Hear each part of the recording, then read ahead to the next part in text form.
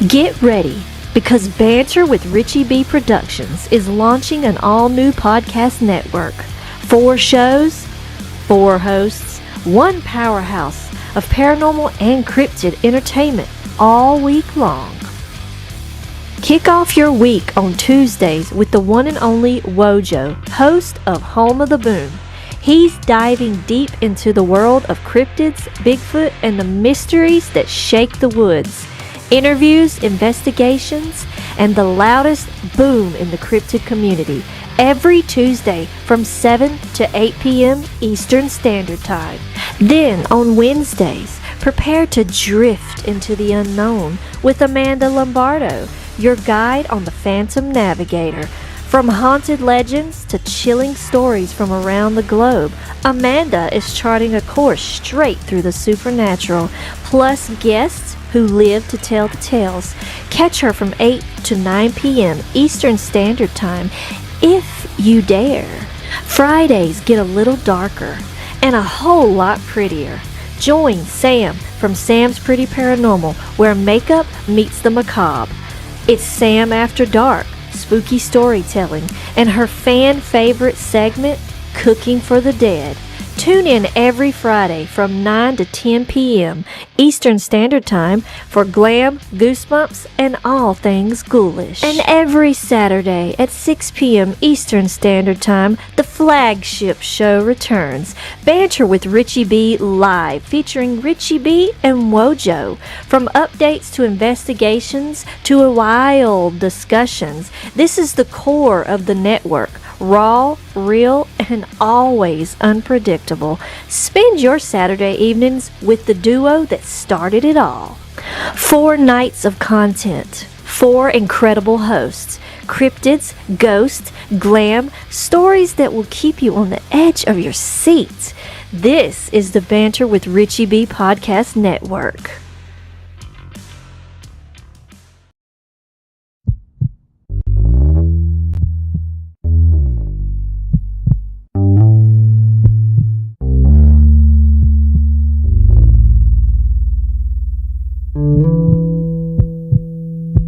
Good morning. Welcome to Banter with Richie B Live. Somewhere beyond the beaten path, beyond the whispers in the woods and the stories around the fire, lurks one of the greatest mysteries of our time: Bigfoot. For decades, legends have echoed through the forests, footprints left behind, sightings that defy logic, and questions that demand answers. But this isn't just folklore. This is a call to investigate, to explore, and to uncover the truth. Banter with Richie B isn't just another show. It's a community, a movement, a hub for genuine research, real conversations, and boots-on-the-ground discovery. Every episode dives deep into evidence, expert interviews, field investigations, and the drive to seek what others say is impossible. If you believe in asking questions, if you're ready to get your boots dirty, and if you think the unknown deserves more than just a passing glance, then follow Banter with Richie B. Stay informed, stay sharp, and maybe, just maybe, be the one who finds the truth hiding in the trees. I love you, baby Jack. I want you guys to keep climbing. I love you, Mama. Wojo's gonna get us out of here because that's what he does. That's right. Hey, nice meeting you all. Thank you for being on there. And yes, we are home of the boom. Let's go.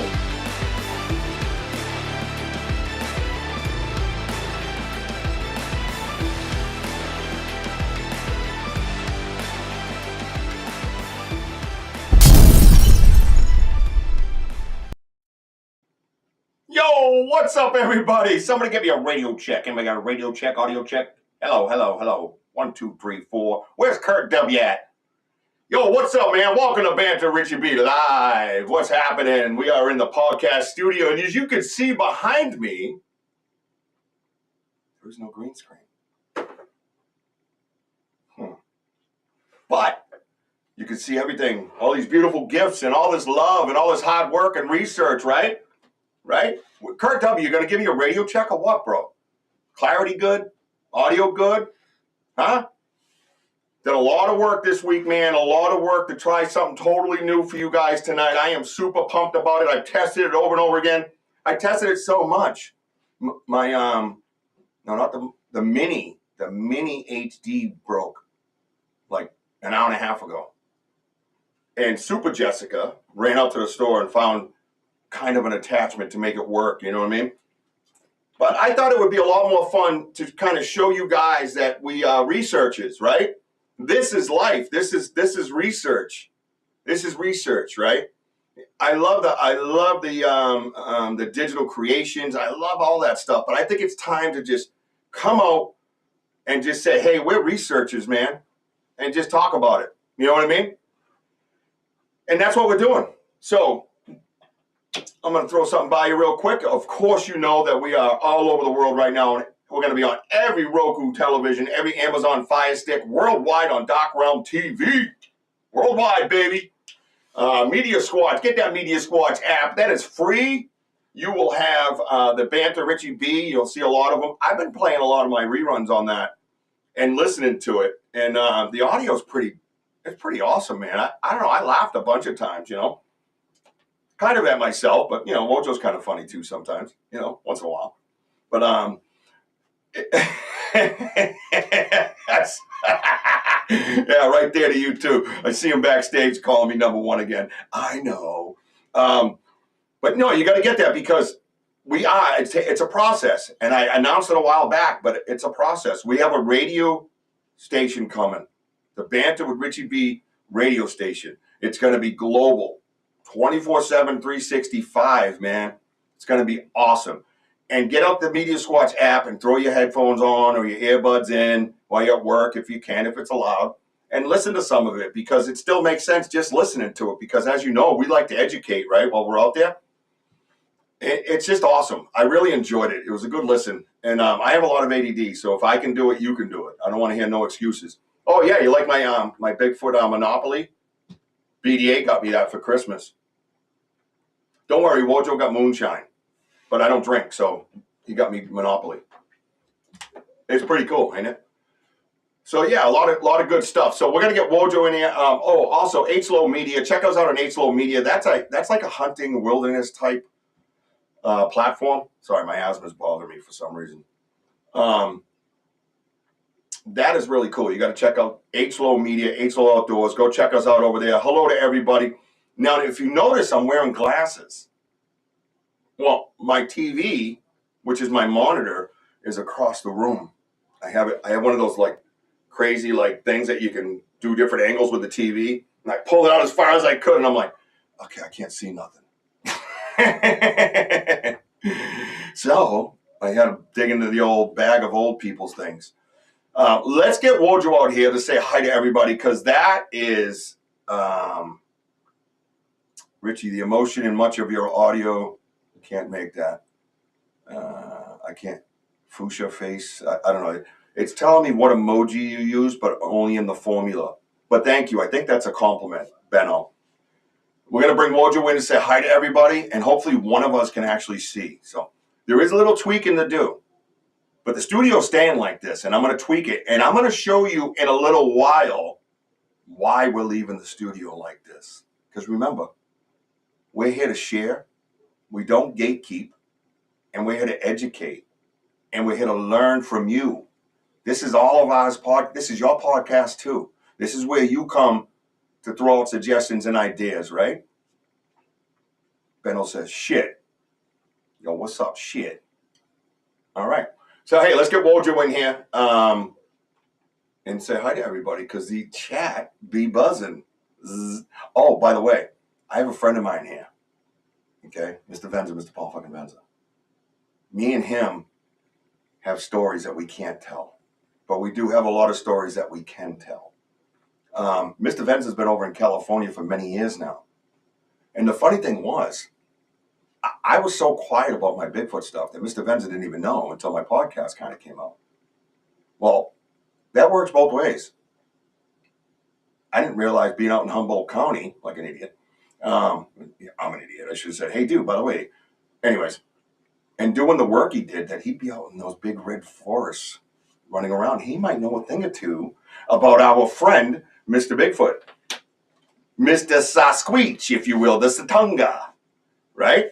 So let's get Wojo out here, and then we're going to bring up my boy Paul out, man. I've known him a long freaking time. And don't ask him any personal stories. Mary, keep your mouth shut, because Mary knows everything about me. So I know Mary's so loyal. She would never say nothing, right, Mary? Okay, good. Where's Wojo? Oh, here he is. Yo, what's up, everybody? Boom! And Benno, I saw that comment. Boom! You get one, too. And by the way, Richie, you're wearing glasses now? Shit, we are getting old. No, I've had glasses for like 6 years. I just don't wear them. And, you know, I want to do LASIK because I tried swinging at softballs with these things on. It just doesn't work. It ain't happening. Yeah, so I have to like put eye dry in, and then I put eye black in when I play at night under the lights so the glare don't kill my old eyes so I can still see the ball and hit it, you know? Right. Yeah. Yeah, you know what I'm saying? But yeah, you're right. At the end of this podcast, I'm going to probably have to wear hearing aids because I'll tell you guys, you're in for a treat. Oh, my God. Damn good treat. Mind blowing. That's all I'm going to say. They're about to see something that a podcaster / researcher probably has never done anywhere in the world. Anywhere. Anywhere. Just let you know. What's this? Oh. All right, sorry. All right, let's go, Wojo, because we got a lot of people in here tonight. They are flying in here, and they all love you more than me, so let's say hi. Hi! Hey, Brandy Sampson wins the race. She's first tonight. GG. Right? Followed up by a close second place there. Ernie Davio, as you can see. I got to remember which hands I'm pointing out. Wait, because I got to get over. You see Ernie's photo there. And I have a little announcement about that. So we're going to share that little bit of a story with Ernie Davio. And I let him know I was going to. So I think he's dude, this thing's flying. I can't even keep up with it. I'm not bringing names up. Hang on a minute. I got to hide that message because it's going so fast. Brandy, we already D Hoot's in the house. What's up, D Hizzle? Watch out, Texas. D Hizzle. And then let's see what we got here. Let's go. POD in the house. POD. Preston O'Donnell. Alpha Joe. Alpha Joe's in the house. Only. Dude, I can't even keep up with these. Maybe we'll break the record in chat tonight and get like 1,200 chats. John's here. What's up, John? Good to see you. God bless. JT gift. Amazing producer Sam from Sam's Pretty Paranormal podcast on Friday nights. Absolutely killed it last night, by the way. The headphones were an air changer, right? Because you could hear everything so clear, and she was just herself, and she felt like she was in her own world. She wasn't worried about things going on around her, man, and she was just flowing, dude. I'm telling you, every podcast is going to get better and better and better. And I'm actually going to make an announcement about somebody in the audience that's going to be a podcaster on this very network, the Banter with Richie B podcast. Now, yeah, I'm going to tell the world. I don't care. I'm going to tell it. I am going to tell the world. Okay, fine. There she is right there. G. Tewksbury's coming to Banter with Richie B podcast network, everybody. What You're damn right she is. That's our familia. Yep. It's about 6 weeks out, but we're going to coach her on and show her how to use all the different little pieces of technology, and we're going to do what we do around here. We're going to help. I had a meeting with her just before the show to make sure, because I wanted to announce it. Our boy Denny O's here. What's up, Denny O? My boy, my spiritual brother right there, man. I'm trying to make sure I don't miss anybody. Just bear with me, because I'm trying to get used to the new setup. Susan Ahern is in the house. Hello, Susan. Susan Ahern. She's in the house. All right, let's see. Oh, our boy Martin. Oh, by the way, Martin has like a camera aimed at his place with Starlink, right? Like he has a game camera of some sort, but it's with Starlink, and it's away from the house a little bit. I told him, let's get together and see if we can make that sucker live on the YouTube channel. Wouldn't that be cool? Because we do everything around here. We don't care. Why not? Nobody else does. Let's do it. Yeah, you guys don't even realize it. I just put pants back on. You never even saw it. Boom. Give me a boom for that. Oh, boom. Here you go. Dude, I can't even catch up. So listen, I've never had this happen. Let me go. There we go. All right, scrolling down. Oh, dude, it just keeps going. Kurt W's in the house. W.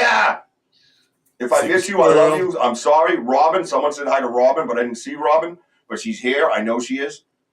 Amanda Lombardo, another amazing podcaster on Wednesday nights, 8 to 9. Killing it herself, getting rolling. She's going to be moving on from Japan to Sicily. And we're going to get to catch all the cool things about all these different locations, right? And our boy Benno, we mentioned earlier. Here's Benno. Benno's in the house. I'm trying to see if I see anybody new. Yes, there is. Just keep singing Benno's in the house. Oh, here we go. What's this? Mr. Digital Extreme. Welcome. Oh, all right. I'm definitely a researcher. All right, good. Well, thank you. Welcome to the show. And please add something. You see something, be respectful, and just add something to it, because we're going to have a conversation with Paul. We're going to learn a little bit about him. And then we'll probably pop up some videos that, you guys might have seen, but he hasn't. We want to get his insight on that. And then, then things are going to happen. That's all I'm going to say. I'm so happy about this. I've never been so excited for a show. It's like my first show again. You know what I mean? Everybody like the background behind me? Give me some love. What's up? Chet is here. Chet, God bless you and your family, brother. We're praying for you. And Susan says it's stupid cold out tonight, and I wanted to sit under the moon. I know, me too, but it's here. Yeah. It's here tomorrow night too, guys, by the way. I'm on daddy duty till 6. I have no problem going out there at 7. I'm not scared. Just saying. I'm just throwing it out there. The emotion, much of your audio. You left the door open? Really? Yeah, the door's wide open, son. Oh my God. Rachel's here. Hey, Rachel, what's up? Everybody get over to Rachel's Adventures. Like and subscribe. Even though she was yelling at me last night. Rachel, just so you know, I'm on every show. I'm just in the background doing things, making sure I'm supporting and viewing. And every once in a while, I will comment. So thank you for loving Sam the way you do. She deserves every bit of attention. Trust me. And it showed last night. So you guys were awesome. There was like 579 chats in that. 579. Yep. Right? And here I type. Over there, not a lot of them are. Coincidentally, an old friend. Yeah. Oh, I missed the rest of that. I'm sorry. Mary. I'm just checking. It's Rachel again. So Michelle Wilfong's here. Hi, Michelle. Hey, Michelle. Hello. Michelle Wilfong's in the house. Tim Vogel. Hey, everyone. Hand pink waving. Hand pink waving. Hand pink waving. Hand pink waving. That's all we get. It comes from, I don't know why they do that. It's silly. All right. I think I got everybody. Hi, Lori Ladd. Rachel, I'm thinking Mary's stories are from Richie back in the day. Yeah, we got to keep them hush. We don't want Mary telling stories. No, Mary don't tell stories. She's loyal. She would check with me first to see if she could. You know what I'm saying? All right. I think that's everybody. I think, BDA's in here too somewhere. I saw BDA. Lori Ladd is here. Lori Ladd, hello. I think I got everybody now with Lori Ladd, unless someone just came in. If I missed a shout out to you, I apologize. Again, I'm just getting used to my new system. I do have I think it's like a 32-inch TV. I think I need like a 50-inch TV. You know what I'm saying? Like a big old monitor. But this monitor is going to come in quite handy in about 40 minutes when things change drastically. Oh, yeah. Oh, yeah. Smith. Yeah, I think that's they don't have the pink middle finger, Richie. Yeah, well. I'm sure if they did, I would be notified. So, Wojo, would you, what do you think? You want to bring Paul right in? Because Paul's fired up with this stuff, man. He gets fired up with this stuff. Now, this is new to me, too, because I'm learning his knowledge and his different stories about out there. And even the migrational theory on that place, I've always had, I say the nomadic, but I say the nomadic here because the land isn't vast enough to be migrational, right? I just don't see him leaving Massachusetts to go somewhere way up in Maine and get readjusted again to all the different things that happened over the summer and the fall, re-breaking trees and going, putting themselves out there for exposure. I just don't see that. So, but over there, that's a huge, vast forest, and you could probably just walk for for days without seeing roads. You know what I mean? Here you can't. So that's the difference, I think. You know what I mean? That's one of the theories we discussed. I thought was a great back and forth. You know what I mean? Yeah, I mean, So, he's man of many talents. Look at Mary. Mary's like, shut the F up, Rich, and bring Paul in. Mr. Venza, you're coming in, Mr. Venza. You ready? All right, pants off or no admission. Sorry. Here he is. Here he is, Mr. Venza. Hello, my gentlemen. Good to see you all. Brother? Good to see you, Well, man. I mean, you guys have such chemistry. I'm excited to be here. Oh, we're excited to have I'm excited. We're excited to have someone's Thank playing you. Red I Rover. appreciate that. Look at Susan's over here playing Red Red Rover. Rover. Yeah, Red Rover. Bring Paul right over. Oh, wow. It's got to be the moon. Well, it's got Susan tweaking. You know, you had mentioned that POD was in your messaging. POD? Did you say Preston Odell? POD? I don't know. Is that your boy? Yeah. Look, he builds my race cars. That's all he does. Yeah, I knew. He's just is that one of your boys there? he's a master fabricator, bro. This guy is like brought me to the next level. Like POD. Yeah, I'm gonna give you a shout out. Paul races cars, man. So that's what he's talking about. Who's this? The Prod Winter? Is that your boy? Who's that? It's a Preston Odell, and he is an amazing the Prod Winter race car. Preston Odell, yeah, he's amazing. He's a guy. I thought that was a different name. I'm talking about what's in front of us. No, it's POD, Preston Odell, and he is just a phenomenal individual. Awesome, man. Pleasure to meet you, brother. He can build some race cars, bro. Good. I might need Awesome. one. Eric Vogel's in the house, legend. What's up, Mr. Legend? Everybody say hi to my boy Paul, please. Paul and I go way back, and we've been spiritually connected from day one, man. That's my brother, and I'd do anything for that. Hey, a brother from another mother. That's the bottom line right there, man. What the hell's it?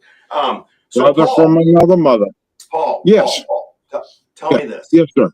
Tell me. I'd like you to tell me a story. I'd like you to tell me the story of kind of how I wanted to start kind of where we went to California, right? You get to California, and I want you to share a little bit about what you did for work, because I think that coincides with being in the woods all the time, right? But I want you to share that story with a very good friend of mine, if you don't mind. You don't mind sharing? I don't know if you recognize her or not. Let's see. Well, hello there. Oh, it double clicked. There she is. Hello. Hey. Hello. I'm a man of many surprises, everybody. This is Paul's sister over here in Massachusetts. I've got my glasses too. Yeah, I've got my glasses. Hometown. When's the last time you guys actually got to see each other? It's a pleasure to meet you. It really is. I mean, I'm over here on the West Coast, and I'm so far from home, but it's great to see you. I love you. Hey, back at you, girl. Listen, I figured you guys, because you have a shitty Android, you don't have FaceTime. So I figured what I would do is bring Paul's sister on. I reached out to her and said, "Hey, I got dude on." Are you kidding me right now? Get back the truck up. Yeah. Shut the front door. Shut the front door. Can you see her? Are you serious? Are you being serious? Can you see her? Can you see her? Oh my God. I see her. It took Are you serious right now? That's Gail. Oh my God. That's my sister, bro. Yeah, bro. Yes. That's my gift to you. Hat on. Dude, I don't even know what to say right now. I was not expecting this. I know. Oh my gosh, Gayla.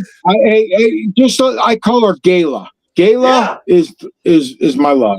I can't believe this. This is overwhelming.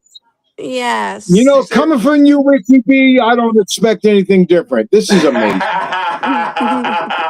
Yeah, man. I made sure I took care of you both because I love you both. And I know you don't get to lay eyes on each other. You might talk here and there, but you don't get to lay eyes on each other. And I have the platform to allow that, man.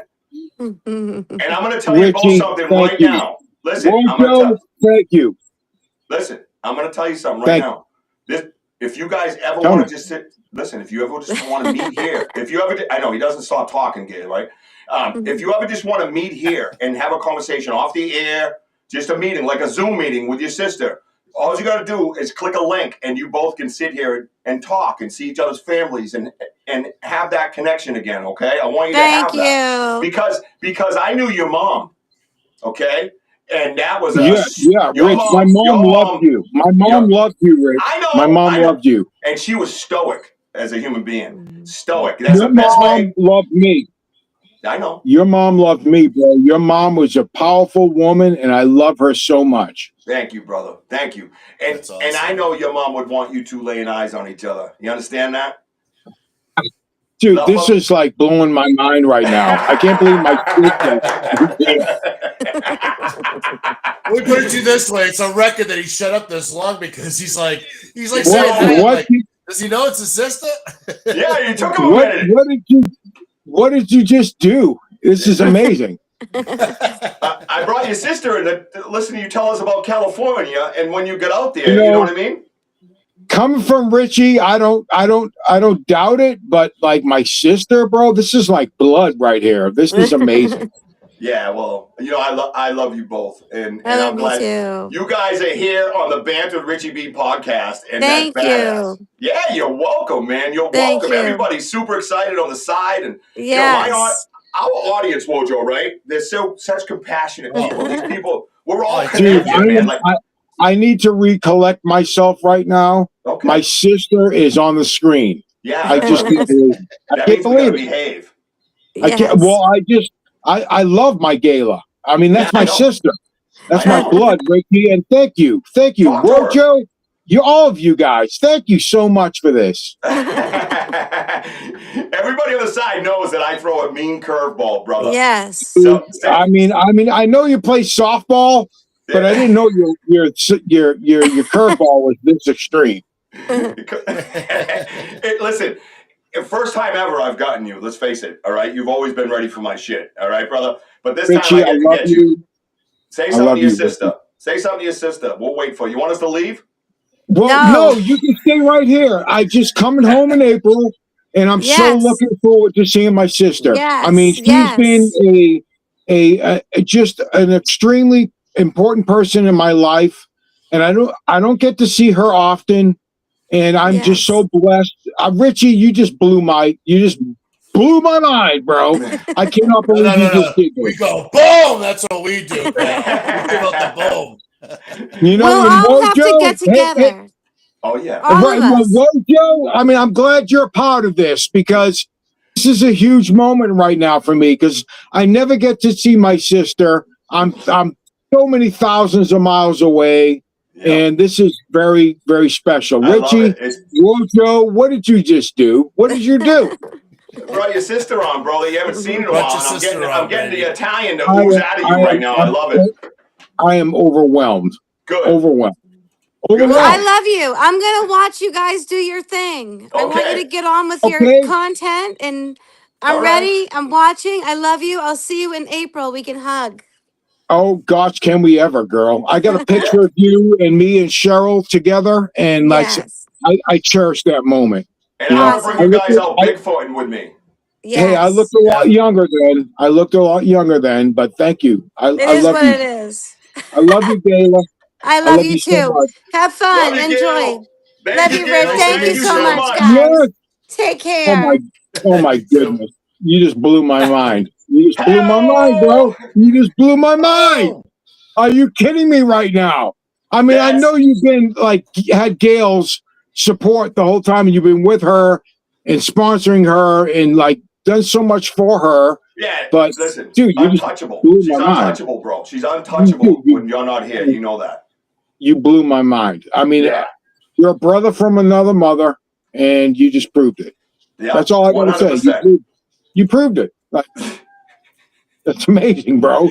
I don't even know what to say right now. Paul, I'll tell you, everybody on the chat room around the world, man, are very touched by all this. Because that's what we do. We bring people together. Even with or without Bigfoot or anything, this is what we do. Yeah. Wojo, That Richie, is a you guys moment that I are love right there. I mean, love you, bro. you just threw something at me that was so priceless. You don't even know what that just did for me mentally, on my mental health. My mental health. Thank you. Thank you. Thank you. All right, back to the show. No, I'm kidding. That's awesome, man. I'm glad. I got text messages coming in over it right now. Oh, I don't doubt it. Wait. Give a shout out to POD and Darren. Yeah, no doubt. No doubt. Hey, welcome. Listen, time out. I'm going to welcome you brothers from California. Thank you guys for being here, man. Thank you for having my boys back on the left coast. It means a lot to me, man. He's an awesome dude, and he would absolutely jump in a vat of friggin' whatever for you. I mean, this guy would go to the ends of the earth once you have his loyalty. That's the bottom line. Lisa Silver, if you will, says hello to Paul. Lisa and Jim Rose, long time no see. Right? You remember Lisa? Those people saved my life, took me off the streets. Oh, my God. We're going some flashbacks here, man. This is amazing. I know. We get to talk about Bigfoot and go over some evidence, and we got my new setup that I'm going to show everybody. Well, I mean, I'm blown away by what you guys have going. You guys are really, your chemistry together has just got me dumbfounded. You guys are really great together. You're showing the evidence. You're putting out the proof. You're giving people a chance to interact and show the criticism. But I just think you guys have got something here, and I'm so proud of you. So proud of you. Brother. Thank you. Thank you. So, hey, I got a question for you, and it pertains to Darren's in the house. This is Darren. Darren, he's POD, bro. That's the race cars. Oh, I mean, without him, we can't race. Without Darren, we can't race. Without Preston, we can't say hi to him. He's right there, man. You say hi to him. Darren, he helps me with the dirt track. Well, say hi to him. Well, all right, we get it. Say hi to the guy. You're leaving him sitting. Hi, Darren. Just say hi. Hello. Hi, Darren. Hello. Yeah, thank you. Hello, Darren. I got you, Darren. Don't worry. The kid is twisted right now. I twisted him up. So tell me, can I ask you a question? Because you went out to Bigfoot land, Humboldt County, 25 years ago or so, and you started with tankers in the woods, right? Something like that. Was your company? Right? Yeah. The Friday Ridge fire. Correct. All right. So tell everybody what you did there, though. What is it that you did? You got in the truck. You took the water somewhere. Blah blah blah. Tell them that story. Okay, so there's a Friday Ridge fire. I'm an ICS, Incident Command, Risk Management, Risk Assessment. I was a firefighter, and I ended up getting my own tender. I went out into the forest, and we fought the Friday Ridge fire. That's what brought me. We know how devastating the fires can be out here in California, and I just wanted to be part of that to help the community. And that's how I got started out here in Humboldt County, through the firefighting efforts to try to save, our community. And that's basically how it started. A tender, running a water truck, and shuttling water to the firefighting efforts. Yes. Out in the woods, right? Oh, the woods. The forest fire? I mean, this place is vast. And, we got a lot of communities to protect here. If the fire gets out of control, we could use communities. We've, loss of life, loss of property. So it's very important to, the firefighting effort here in Northern California is extreme. We have lightning strikes, and they will start fires throughout the community and the forest. And it's very important that we get all the firefighters we can that have knowledge to know about what we're doing. But I was just blessed to be trained, and I learned a lot. I became an incident command officer, risk management, risk assessment, and I was able to get my ICS and 1, 2, 3, and 5, and 7, safety officer revised. And I'm just blessed to be part of fighting this fear that we have here when it comes time for dry lightning strikes. I mean, we have a lot of forest, a lot of dry lightning, and it causes devastation. And I'm just proud to be, all my firefighting community. These guys are incredible. They do a lot, which is unseen. And these guys are saving lives every day, saving property and saving lives. And I'm just proud to be, I mean, I'm nowhere near where they're at. These guys are incredible. And we got to give a shout out to our firefighters here in the Six Rivers National Forest. They're saving lives and property. And that's what it comes down to. No doubt. Shout out for that for sure, man. And you know what's funny? I was telling everybody a little bit on the intro that, you know, I had this stuff happening to me in my backyard when I bought the property in Bridgewater. And I remember you saying to me, I didn't even know you were into this stuff. And this was months ago, and we were talking, and you're like, I didn't even know you were into this stuff, dude. I have a lot of information like about Bigfoot and stuff. And I'm like, we're going, really, dude? And because I was so quiet about it, obviously, you know, the research wasn't able to grow until I got that passion from Jack and starting my podcast where I came out of the Bigfoot closet. But this is what I'm telling you guys. These are people that were close to me. Wojo is somebody that knew me. Paul knew me. I mean, we talk and when we talk deep and for a long time. And I didn't let any of it out of the bag until obviously I had the passion from losing Jack. And you said to me, you were like, dude, I didn't know you were into that stuff. And then you started telling me more about Bigfoot because you're in Humboldt County, right? That's where you were anyways. Right? I mean, I'm here. Yeah. 25 years I've been tracking him. 25 years I've been a cryptozoologist. I mean, at first I was an amateur cryptozoologist, but now, you know, 25 years, bro. 25 years. Yep. Yeah, that's crazy. So did you start having experiences or anything like that with him? What made you kind of go looking for it? I know you're a curious dude. I get that. You're like me. You got to get all the information. Well, no, I mean, I worked for, that's a good answer. And I work for the Carpenters, and the Carpenter Ranch is in Burnt Ranch, and they have been around for hundreds of years. The Carpenters are a ranch that went back into the middle of the 1800s. And I was a cattle counter. So I would mend fences and count cattle, and I would journey through the forest of Humboldt County and the Trinity County, and I would count the cattle that they had because they would just let them graze throughout the mountains, and then I would have to keep track of them. So I was honored to get the job as a cattle counter and a fence mender, and I found a lot of springs, you know, like where the cattle would group together to be able to drink water. And I found a lot of areas where the cattle were kind of, you know, getting together to be able to get the water they needed.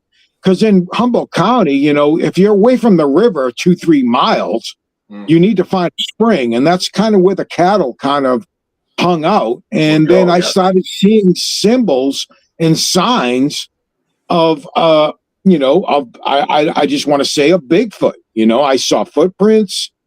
I saw structures in the woods of trees with X's and on game trails. And I just started getting really curious. So I started getting with the Bigfoot Museum and some of the people who were involved with that. I started getting castings, and you know, I learned a lot from the locals around here, and got a lot of great stories and knowledge of this.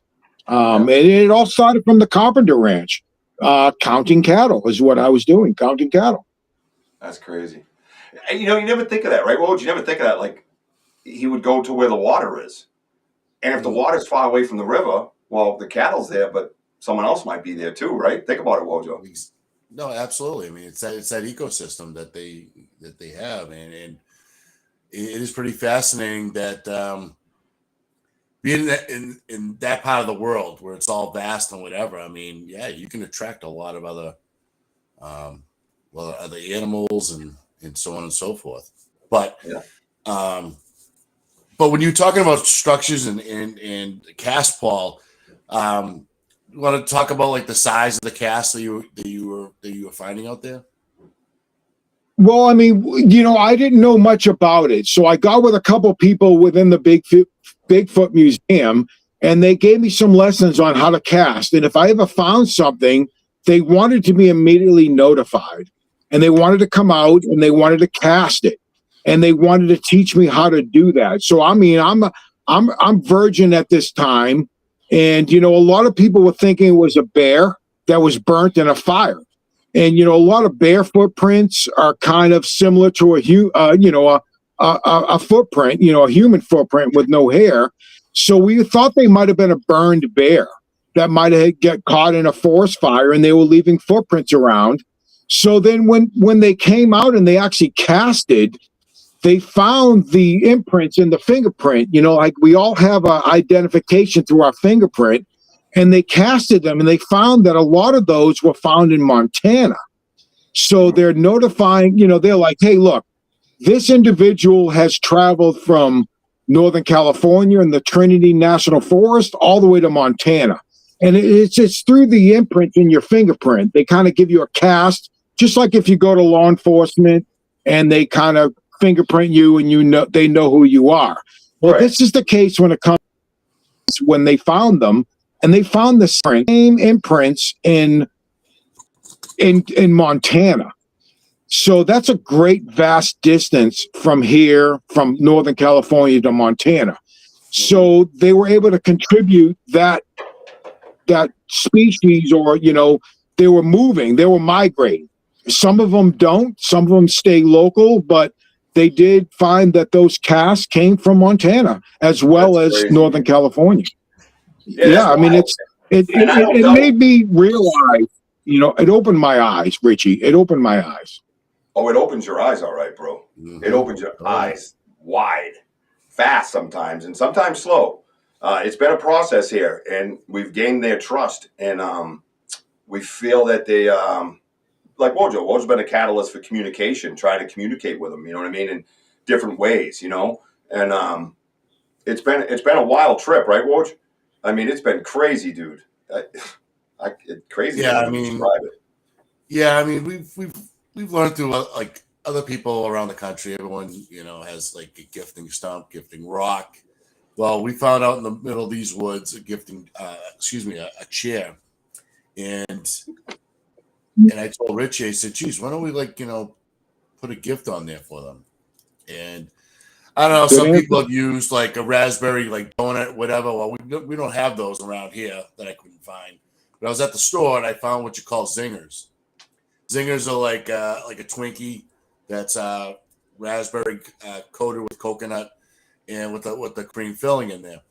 And so we left it on the chair, and one day we put it out there, and then the following day we came back. It was like perfectly torn. You could see like puddles of I thought it was like water, but I'm like, what is that? But it was like saliva because it was so slippery, and you could smell it. And we found biscuit, yeah, 2 different tracks in the compost, a size 14 by 7.5, and a size 17 by 7. And I go, Rich, what is this? And then that's when we decided to start gifting the chair and try to strum up of a form of communication, which later on we added golf balls, different colored golf balls with our names on it, so on and so forth. And they do react to, since they're part of nature.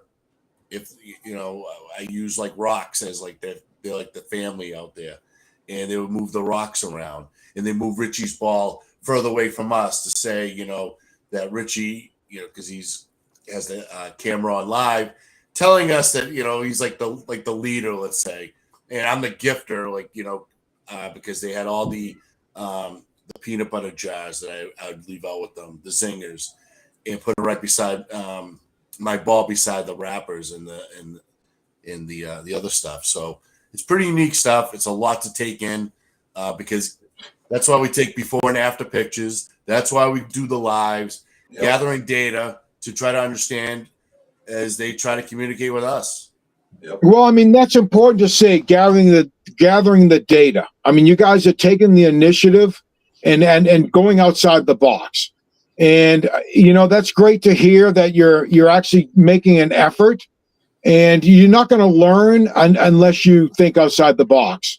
And props to you guys for doing that. I mean, that's pretty amazing that you're thinking outside the box. I'm really, that's wonderful. Yeah, I love it. I love the whole connection that Wojo and I have, and it carries on to them, and it carries on to the woods, and it's wild, man. And we're gonna get to some points that I want to, talk to you about, that evidence that we have gotten a hold of. I look forward to that. I look forward to that. Yes, that's I look forward to that. Yeah, and that's what we're gonna do. Hang on. Oh, first kind's here. Sorry, I didn't have my glasses on, so I couldn't see the screen. Isn't that weird? I'm used to having the screen right in front of my face during my show, and now I'm like, hey, did you say hi to Mary, by the way? Did I have you say hi to Mary? Hi, Mary. Hello, Mary. Newberg. Hello, Mary. Hello, Darren. Hello, Mary POD. Parker to you, I think it was. You know what I mean? Yeah, no, we do get good feedback. That's a good point right there. We do get a lot of good feedback. We do get a lot of good responses. It's amazing what we've come up with, and I got to tell you, a lot of it is because of the people on the side, because we do bounce things off of them. We have conversations in the wood with our live audience, who has become like family to us. We do like, hey, what about this? Or what about this theory? You guys have any ideas for the gifting chair? And they're like, yeah, try this. You know what I mean? So we do that. Yeah, and I think it's huge when you're researching to open those gates wide up and have those conversations. He's going to bed. Alpha Joe's going to go to bed. He's over in the UK, by the way. Hey, what's up, Alpha Joe? Get some rest, buddy. Get some rest, man. You're looking rough, bro. Come on now. Take some 99. Take some melatonin. Catch us on Tuesday. Yeah, you got a long day tomorrow, so get some rest. Yeah, it was Parker. Mary says it was Parker when I met him. Mary Parker. I used to borrow their couch once in a while. You remember. Are you serious? Are you going with the Parker? Like Parker? Yeah. Mary. His wife at the time. Yeah, she's saying hi to you. Right now? Oh, my gosh, dude. She's saying hi to you. You used to drop me off there like 3 a.m. Mary. Hello, sweetheart. Oh, my goodness gracious. Oh, yeah. What a beautiful entity she is. She was awesome, man. She's still here. She's my girl, man. That's wonderful to hear. Yeah.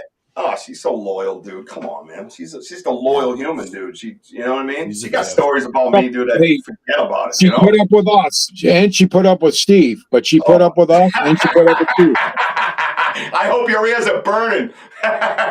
He's up in Maine. He up in Maine? Yeah, true story, man. Yep. Steve's got some good stories. We got a ranch up there. Yeah, we got a ranch up in Maine, up in Sweden. I know. Your ass needs to get back here on the East Coast because I'm sick of this. All right, buddy? Not for these games. Brother, I'm trying, man.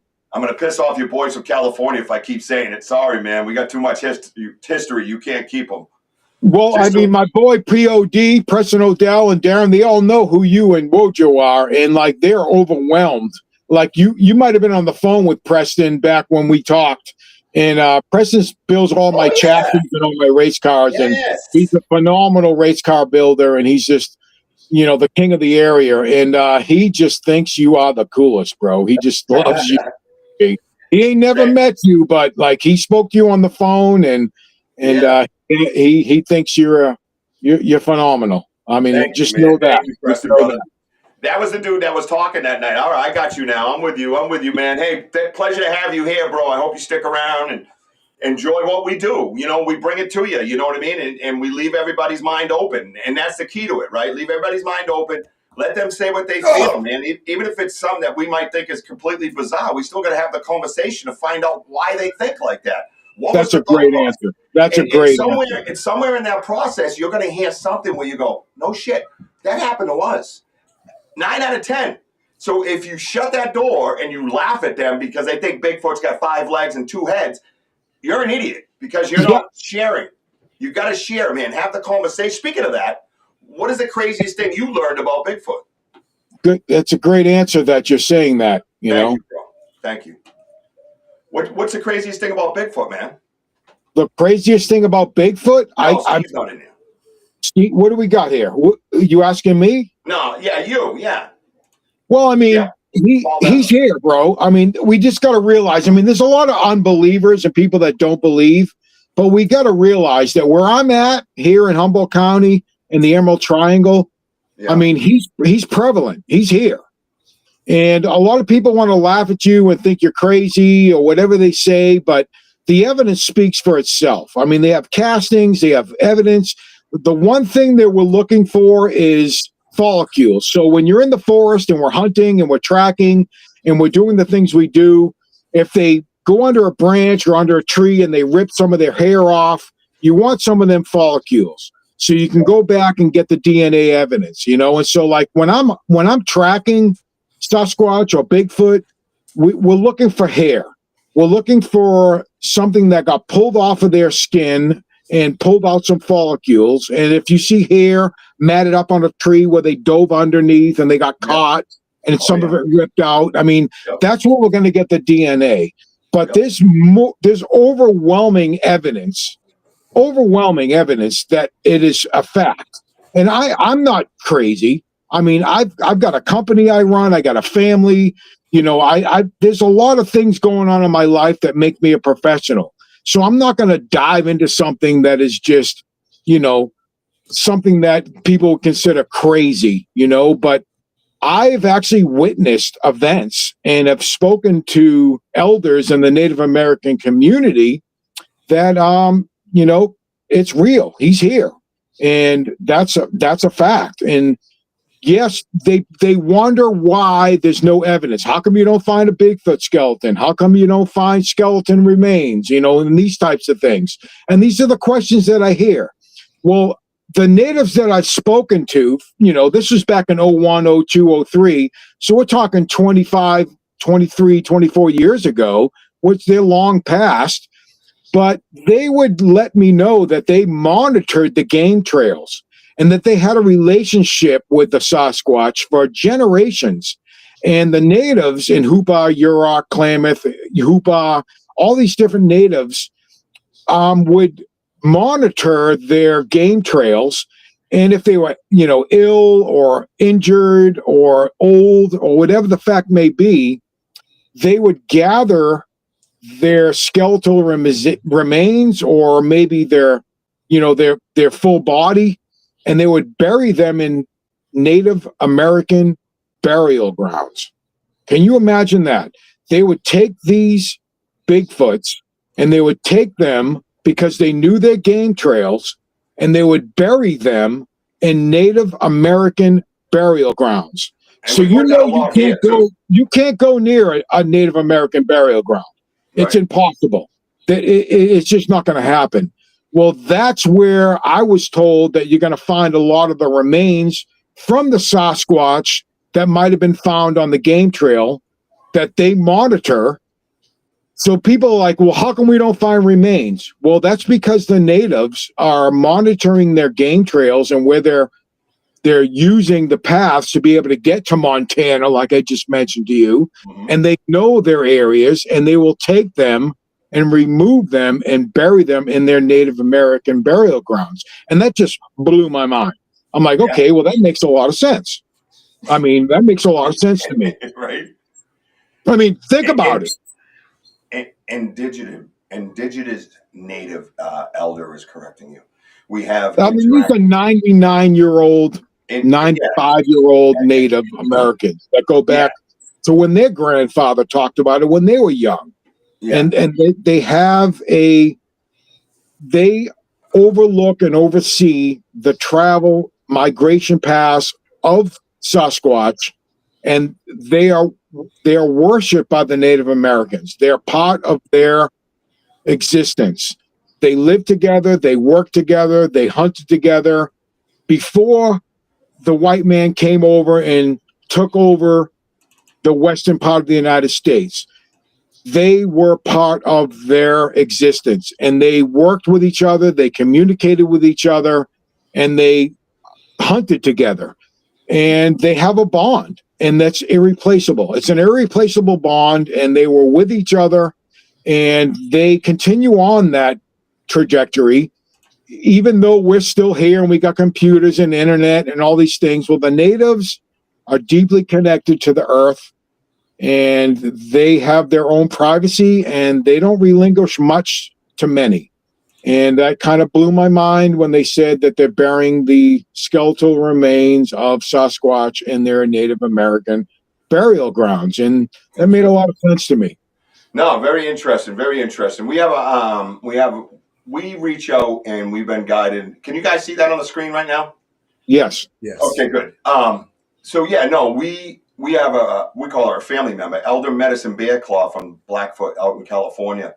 And she's amazing. So she says indigenous native by the way. We have interacted with them. I'm one of the researchers. She is. She's the one of the ones that is on our lives, and we're friends, we're family, and we appreciate her. You know what I mean? So and I'm glad you said that, because she has knowledge that you can't get, because she has generations of knowledge that she's sharing. And thank you for sharing.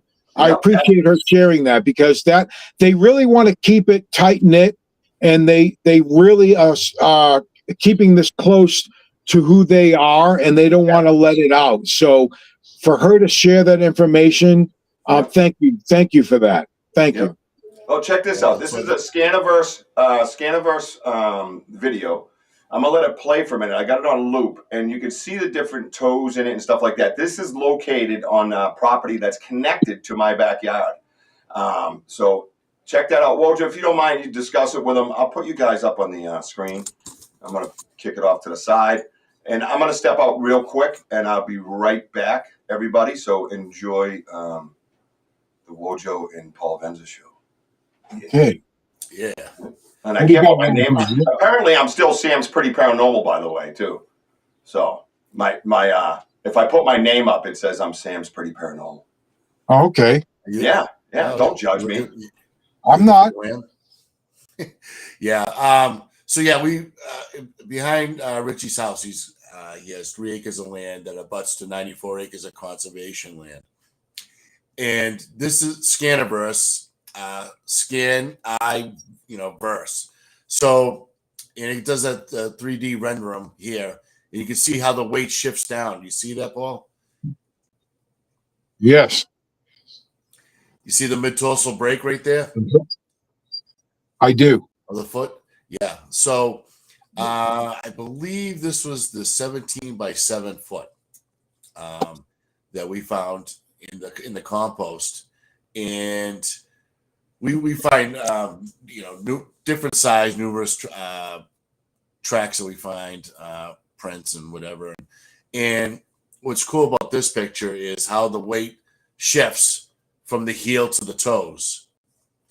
So you look at the heel, and you look in the middle, you can see how the grass is kind of pushed down, but the toes, how it crimps down. They're in movement. They're moving forward, and they're on an aggressive pace. Mm-hmm. And you can see right here coming around, you can see how it just drags the toes. Okay. We see right. You can see the big toe right there, Paul. Okay. It's a left foot. Dude. Perfect. Look at that. Stop right there if you can. Yeah. No, I see it. Yeah, they're in motion. They're in motion. Yeah. So yeah, we do find different size tracks. We also find them in the snow. Last year was probably, oh my God, hundreds and hundreds of trails of prints that we measured from heel to toe. I think it was 44-inch stride, a 55-inch stride, and a 73-inch stride. Wow! So you got juvenile. You got some juvenile there. Yes. Yeah, you got some juvenile with the parents for sure, with the adults. I would love to get a research team out there and try to get some casting of those. And with the Bigfoot Museum here in Willow Creek, we would love to come out and cast some of those. And I know they're difficult being in the pine straw and whatnot, but I mean, every time I come across a track, I am told that I need to contact and get somebody out there to cast them. So do you have somebody there, or is it yourselves that are casting? Are you casting those yourself? Okay. Yeah. Do you have any of those present, in your inventory? Oh yeah, we well, it's in Rich will probably show you once he gets on. We do have some foot casts. We also have a cast of an 8-inch print, 8 inches by 3 inches across. That was in the ice in a bog. Okay. Yep. That when we poured it in, it froze over. Well, bogs are so cold out. You said a bog? That it was in a bog, yes. And so because you can see where it shifts its weight forward, and as it lifts up its foot, the snow would just drops down about approximately an inch from the. Hey, you guys mind if I join the conversation? Oh my What's goodness! up, everybody? What just happened? Welcome to Banter with Richie B. I'm the weatherman. This is a piece of our evidence that we've had and we've reviewed before, but look how we get to see it now. Lights. Watch this shit. Now I might drop you guys and let you have your. Or maybe we can go to the side. So I'm like, no, let's do this. No, that's Wojo. No, that's Wojo. That's terrible. So check it out. We'll do this, right? That'll work. Oh, wait. Let me do this. Oh, I can't do it like that. I have to go here. Let me go here. Wojo's there. Let's move Wojo. Oh, there it is.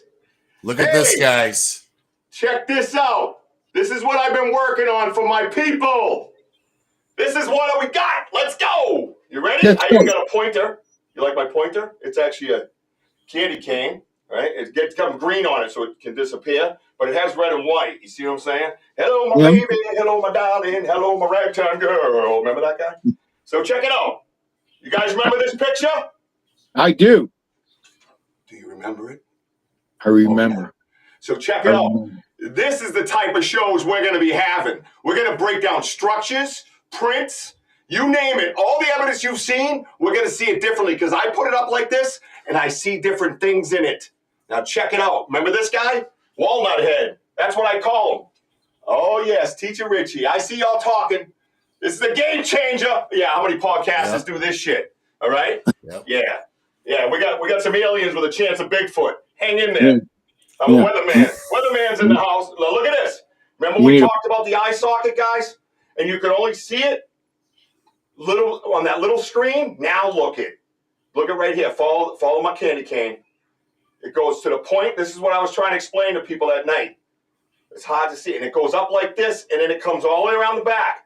But look in the middle, that little black circle with a little glimmer right there. You see him gleaming? I think it's because he was like 50 feet from me.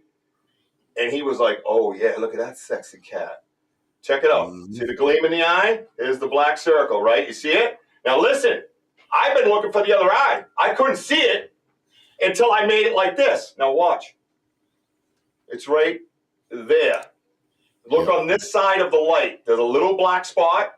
And on the other side of the light, you can see the rest of the eye. Do you guys see it now? Right? And then look at it. You take this and go across. And there's the eyes right there, the level right across. You guys see that? Phenomenal. I do.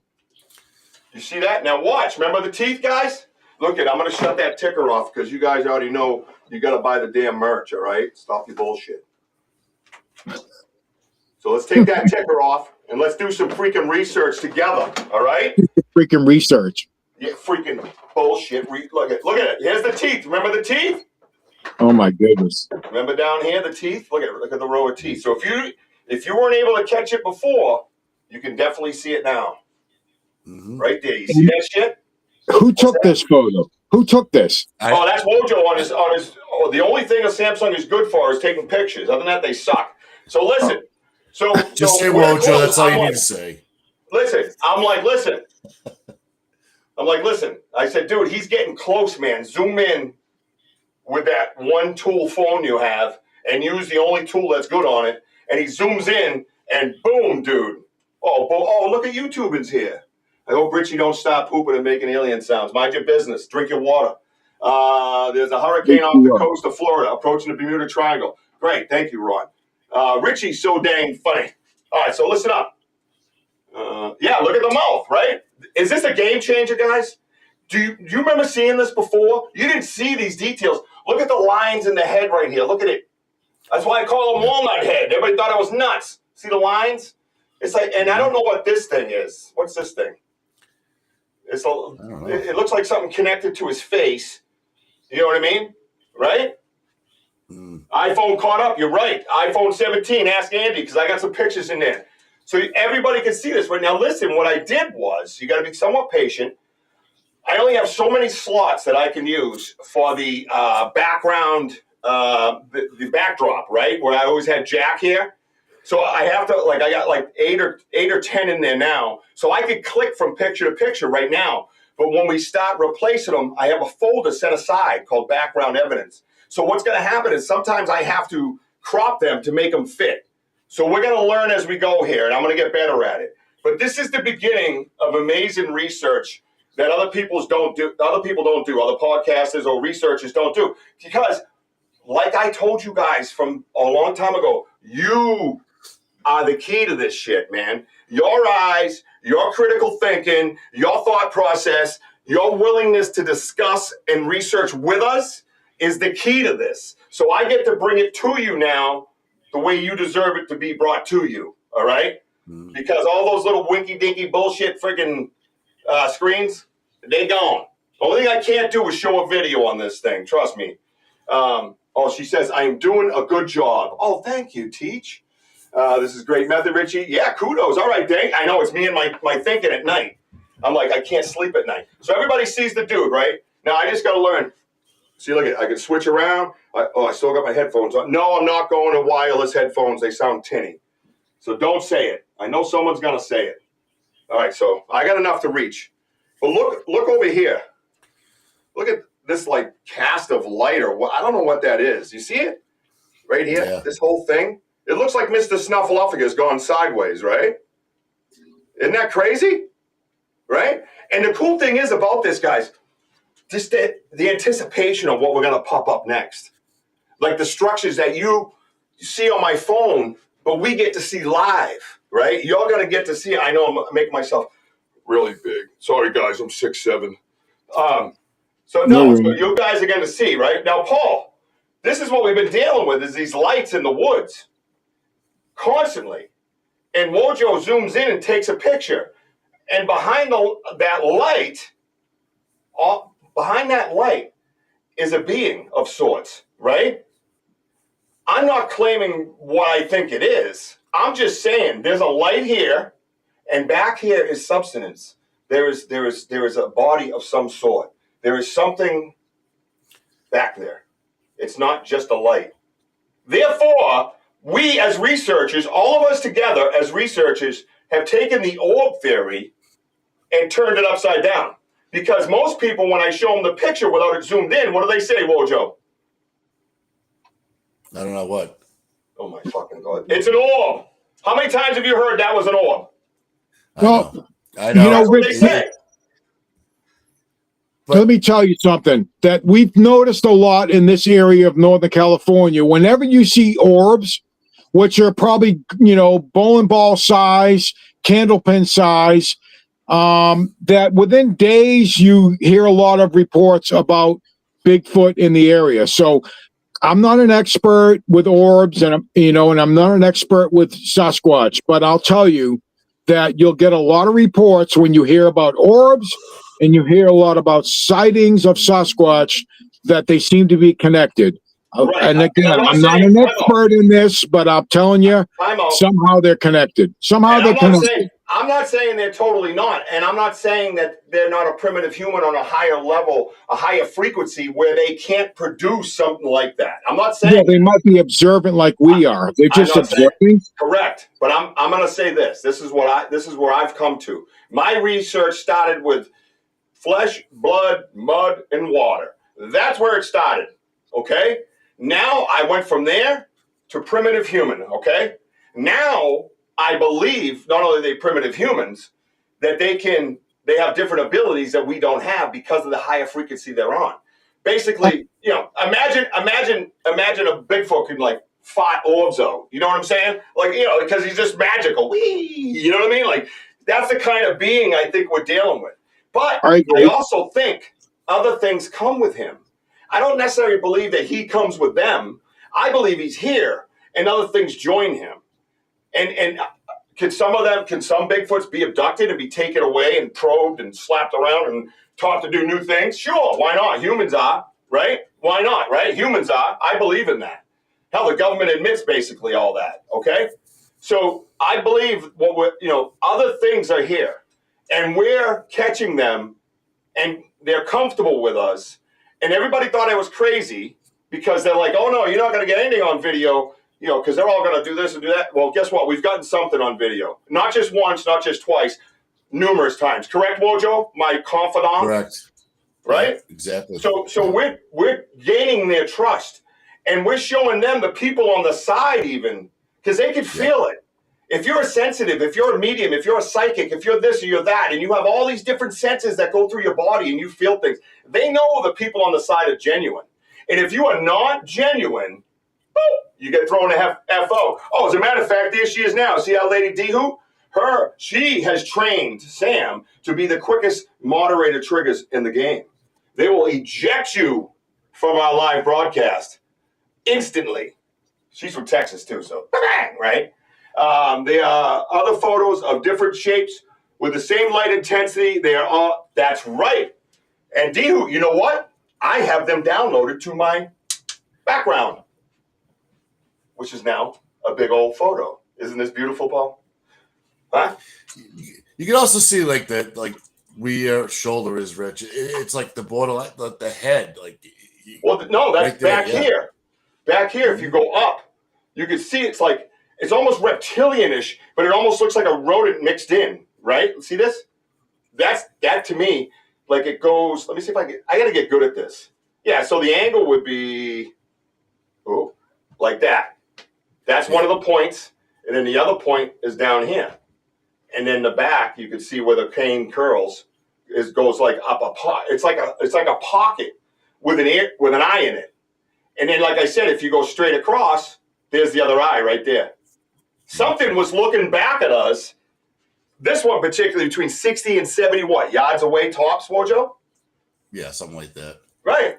It was looking right at us, bro. And it's swaying. So when it's moving like this, Paul, that's why you take these pictures. Try to catch that, that right moment, that right picture. I know that you're seeing the light is their energy.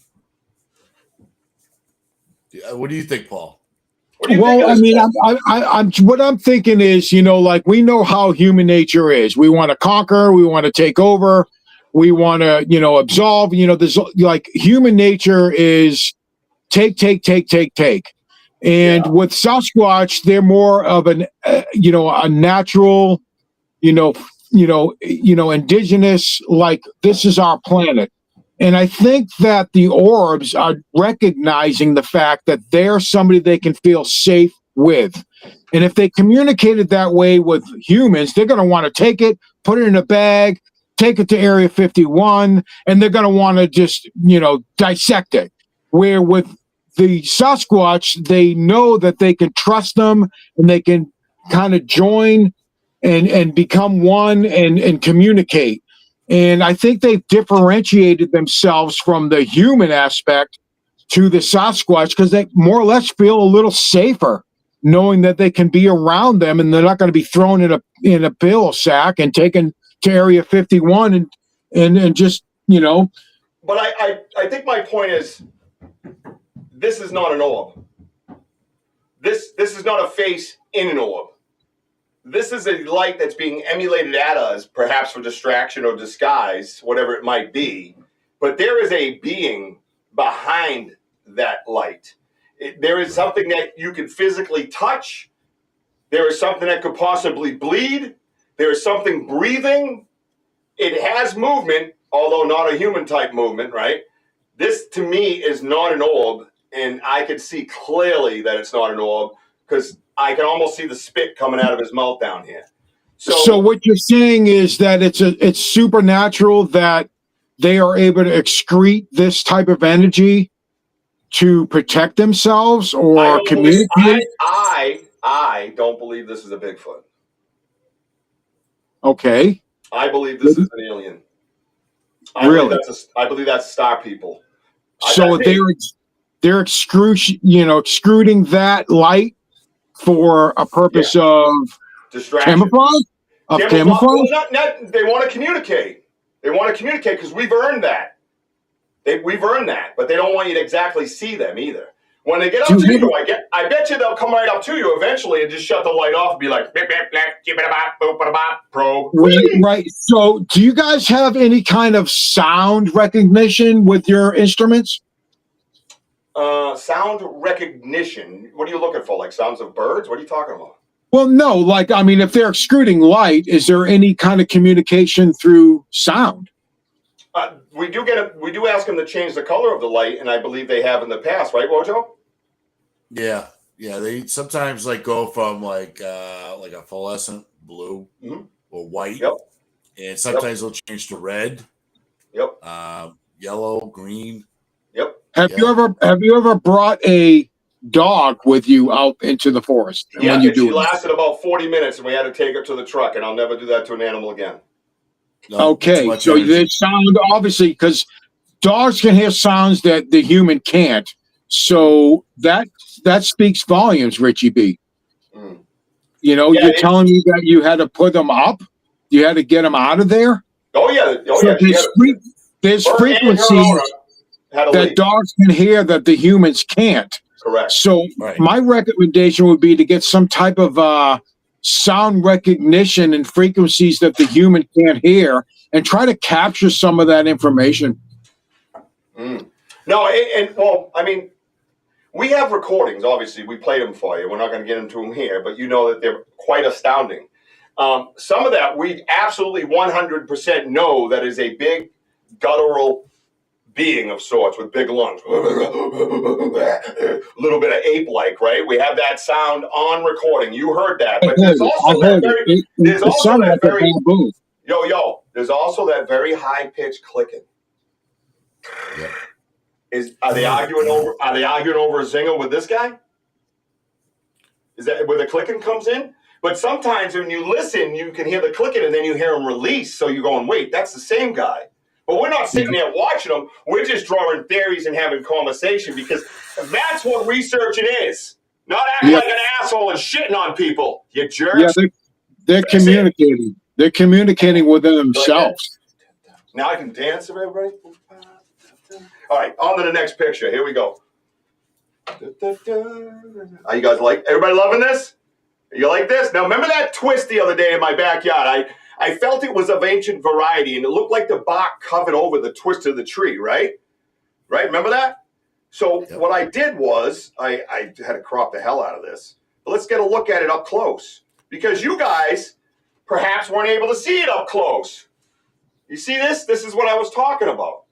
This tree is twisted. We know that for a fact. We have a big picture of it, right? But I've never seen the bark grow back. We know they keep them alive on purpose. So they keep growing and pointing in the direction.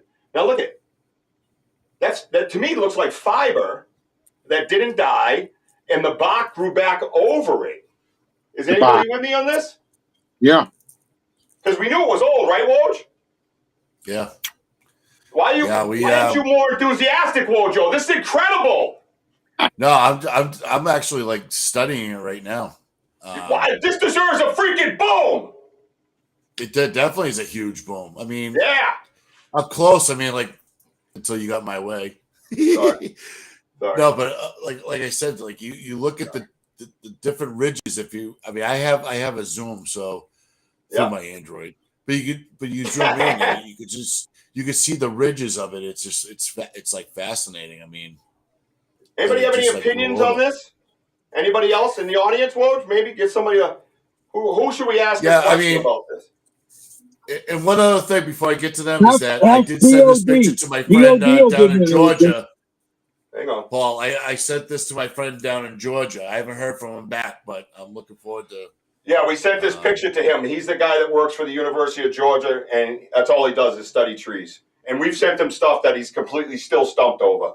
So this here, to me, again, if you see the whole tree, again, couldn't get the whole picture up here, but we had it on the live. This tree, I made a point to go back there and, Elder Medicine Bear Claw made me climb that hill again to go back there. Remember that, Elder? Remember that?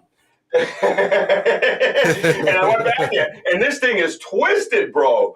But then I looked up and I said, I've never seen that before. So we have this out to the professor, the expert down in Georgia who studies trees for a living. So we want to know, is this some kind of decay? Is there some kind of growth once it was injured? Or is this actual scar tissue of a tree being covered with bark after being twisted? And if it's twisted, we know he's very strong and he has a thumb.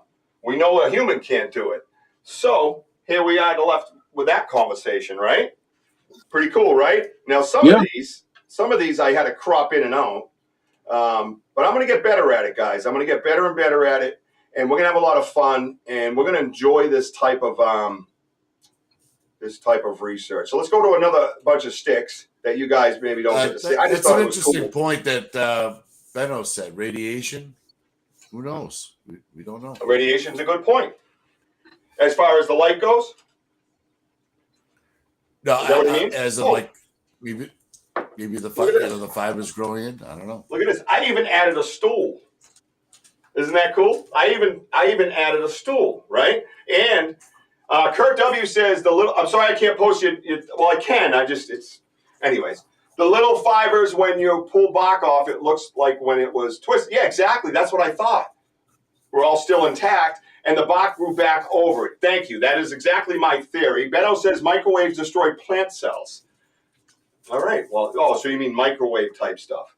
The question to me, is the entity creating the light? Oh, we're back to the other picture. What is the light from? I believe the light is from the entity. Wojo? Yeah, absolutely. Thank you, Sam. Not bad for where is the light from? It has to be from the eyes or some sort, but we don't know. I have it in two pictures. I feel it's down here. That's me. That's just me. That's just my personal. That's why we take pictures, man. We don't know. Yeah. We just keep taking them and we're gonna keep taking them. Yeah. Good point. Yep. And look at Benno. Benno's got his cap locks all messed up. So the first letter is a small one, and then all the rest is caps. Yeah, he's reversed. Yeah, he's having some issues down there in Australia. Someone slipped up a Foster, and we know how we don't like that shit. Yeah. So check out this structures, Paulie, man. Check this out. This is the college. This is an angle. It's a little blurry. Sorry, I enlarged it. But I thought it was so insane for people. You could see the trees even in it that are standing straight up and they're healthy. You could see the tree back here that's standing straight up. There's a tree here. There's a tree here-ish. And then one over there. There you go. I'm getting better at it. So, there's healthy trees here. Why would the magic whirlywinds come down and like pixie sticks and knock 120 trees and make it like this?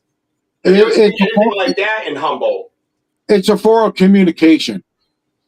Partly, I believe that. Yep. Partly. And then is it on a game trail? There's deer scat all through this. So can I throw you my theory mixed in with what you said, a form of communication? Because sure. I believe it has to be everything. There's so many of them. It has to be everything. It has to be clan tagging. It has to be form of communication. But there's a necessity. There's a necessity that we believe it's used for, and that is deer trap. That is a deer trap. So the deer comes up the old game trail, and all of a sudden there's this wall of maize, and it has to go through. It can't just ping like it does when it gets scared. And off to the left or off to the right, somebody's waiting there with that magical forearm that snaps that leg and sucks that bone marrow out. You see what I'm saying? Yeah, Bigfoot web instead of a spider web. There you go. I like that spider web, huh? Yeah, I like that, Wojo.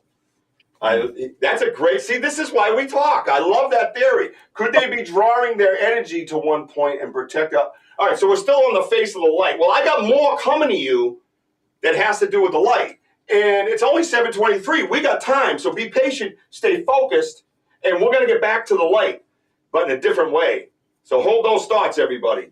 Yeah, I do like the deer. I think and a lot of them we see there's deer scat in them. You know what I mean? So, there's those ones that come to an arrow, a point, and they're like 2 or 3 feet off the ground. So the deer stops and goes, what the, and then has to jump. You know what I mean? And then bang, his legs get snapped. I feel like there was going to be a test at the end of this, Richie. Yes, there is, Dane, especially for you, brother. Especially for you, bro. Paulie, man, that's Denny O is my spiritual brother, man. I'll tell you the whole story when we have time off the air. I sucked at exams. Paul, I love that spiderweb. Yeah, great theory. I like the spiderweb. I think I might end up going with that, Woj. So we all understand. Yeah, I mean, it could be anything. Again, it could be training. They teach the young, right? Exactly, and it's like a jungle gym. I mean, they're teaching the youth as well as for the smaller ones. They're giving them an idea about how to go about, trapping food. I mean, that's what they're doing. They're getting, nutrition, and they need to, learn how to capture to be able to get the bone marrow. Or, we know they eat meat and they're vegetarians as well. So depending on the time of the season, they might have to put up a trap so they can gather that, because when the fall and the winter comes, there's no vegetation. So they need to go a different aspect. And that trap there is going to allow them to capture something on a game trail. And the game trail is a deer, a fox, a raccoon, or whatever it may be. Because when you're out here in the mountains, there's only so many ways up the hill. You've got to follow a game trail. And it's just saving energy, to be able to work your way through the mountains. And those trails are what they use.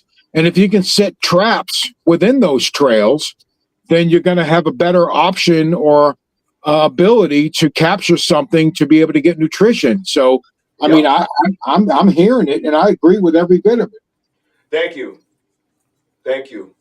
So this particular picture, my boy Denny that I just mentioned, and I was sitting by the fire. Wojo had to leave, well, not leave, but go out to the car to meet his brother. Fuck. Uh-oh. Would you stub your toe? No, my dog just stepped on it. He stubbed his toe. Freaking nails. It's okay. Sorry. I'm zooming in on the eyes here, like really zooming in. So listen, let me finish now. So he goes out to the truck, and me and Denny are back at the fire pit, and I'm looking at this light. I said, Denny, look at about almost a football field away, it's in between that distance, and I go, look at over there, dude. There was these lights moving. I go, but they're not like the other lights. They're kind of bouncing. They were kind of like bouncy, like and kind of shooting upward towards the sky. At first, I thought they were like on the ground like the other lights. But then they got near a tree. Yeah, his dog stepped on his freaking toe. Pay attention. I got history on this freaking wall right here, and you're worried about his toe. He's fine. Thank you. So he gets near a tree, and the light emulates up the tree. And this, I snapped a picture of the orbs, what I thought were orbs, right, or lights. And then we zoom in. I zoomed in when I got home, and I noticed this dude's got eyes right here. And now that's not a face in a light. That's a face making the light. You can see how bright it is on the head.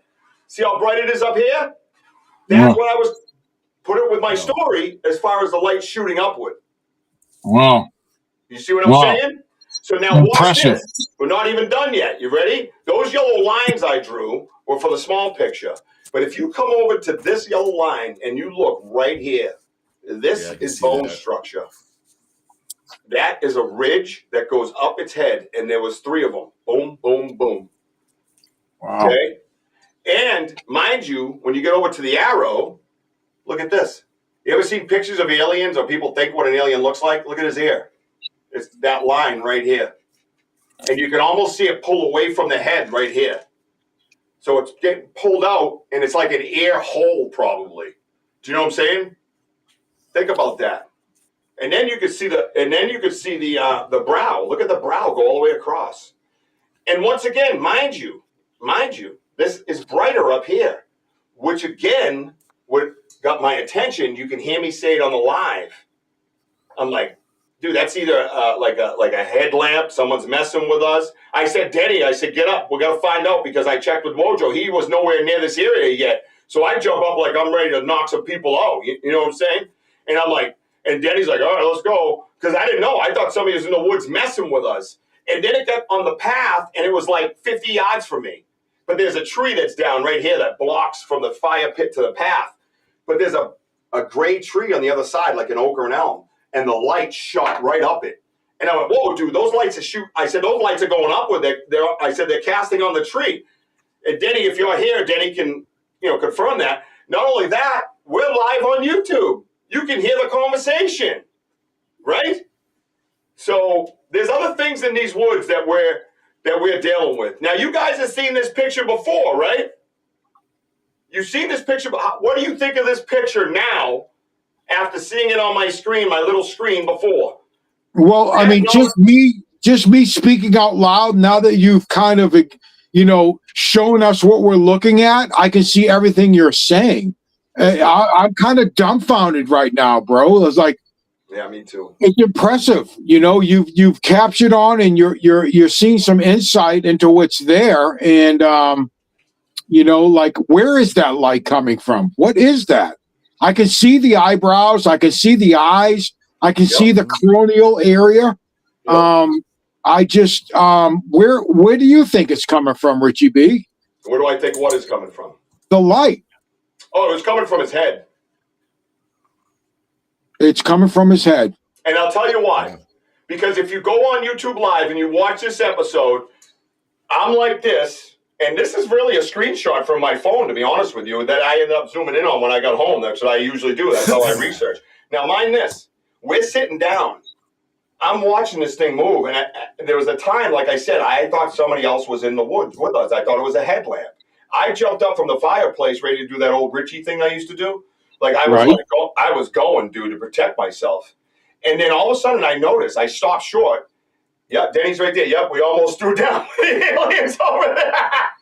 Italian subs. He brought these amazing Italian subs, man. This like 80-year-old Italian guy made these special subs for us to eat in the woods.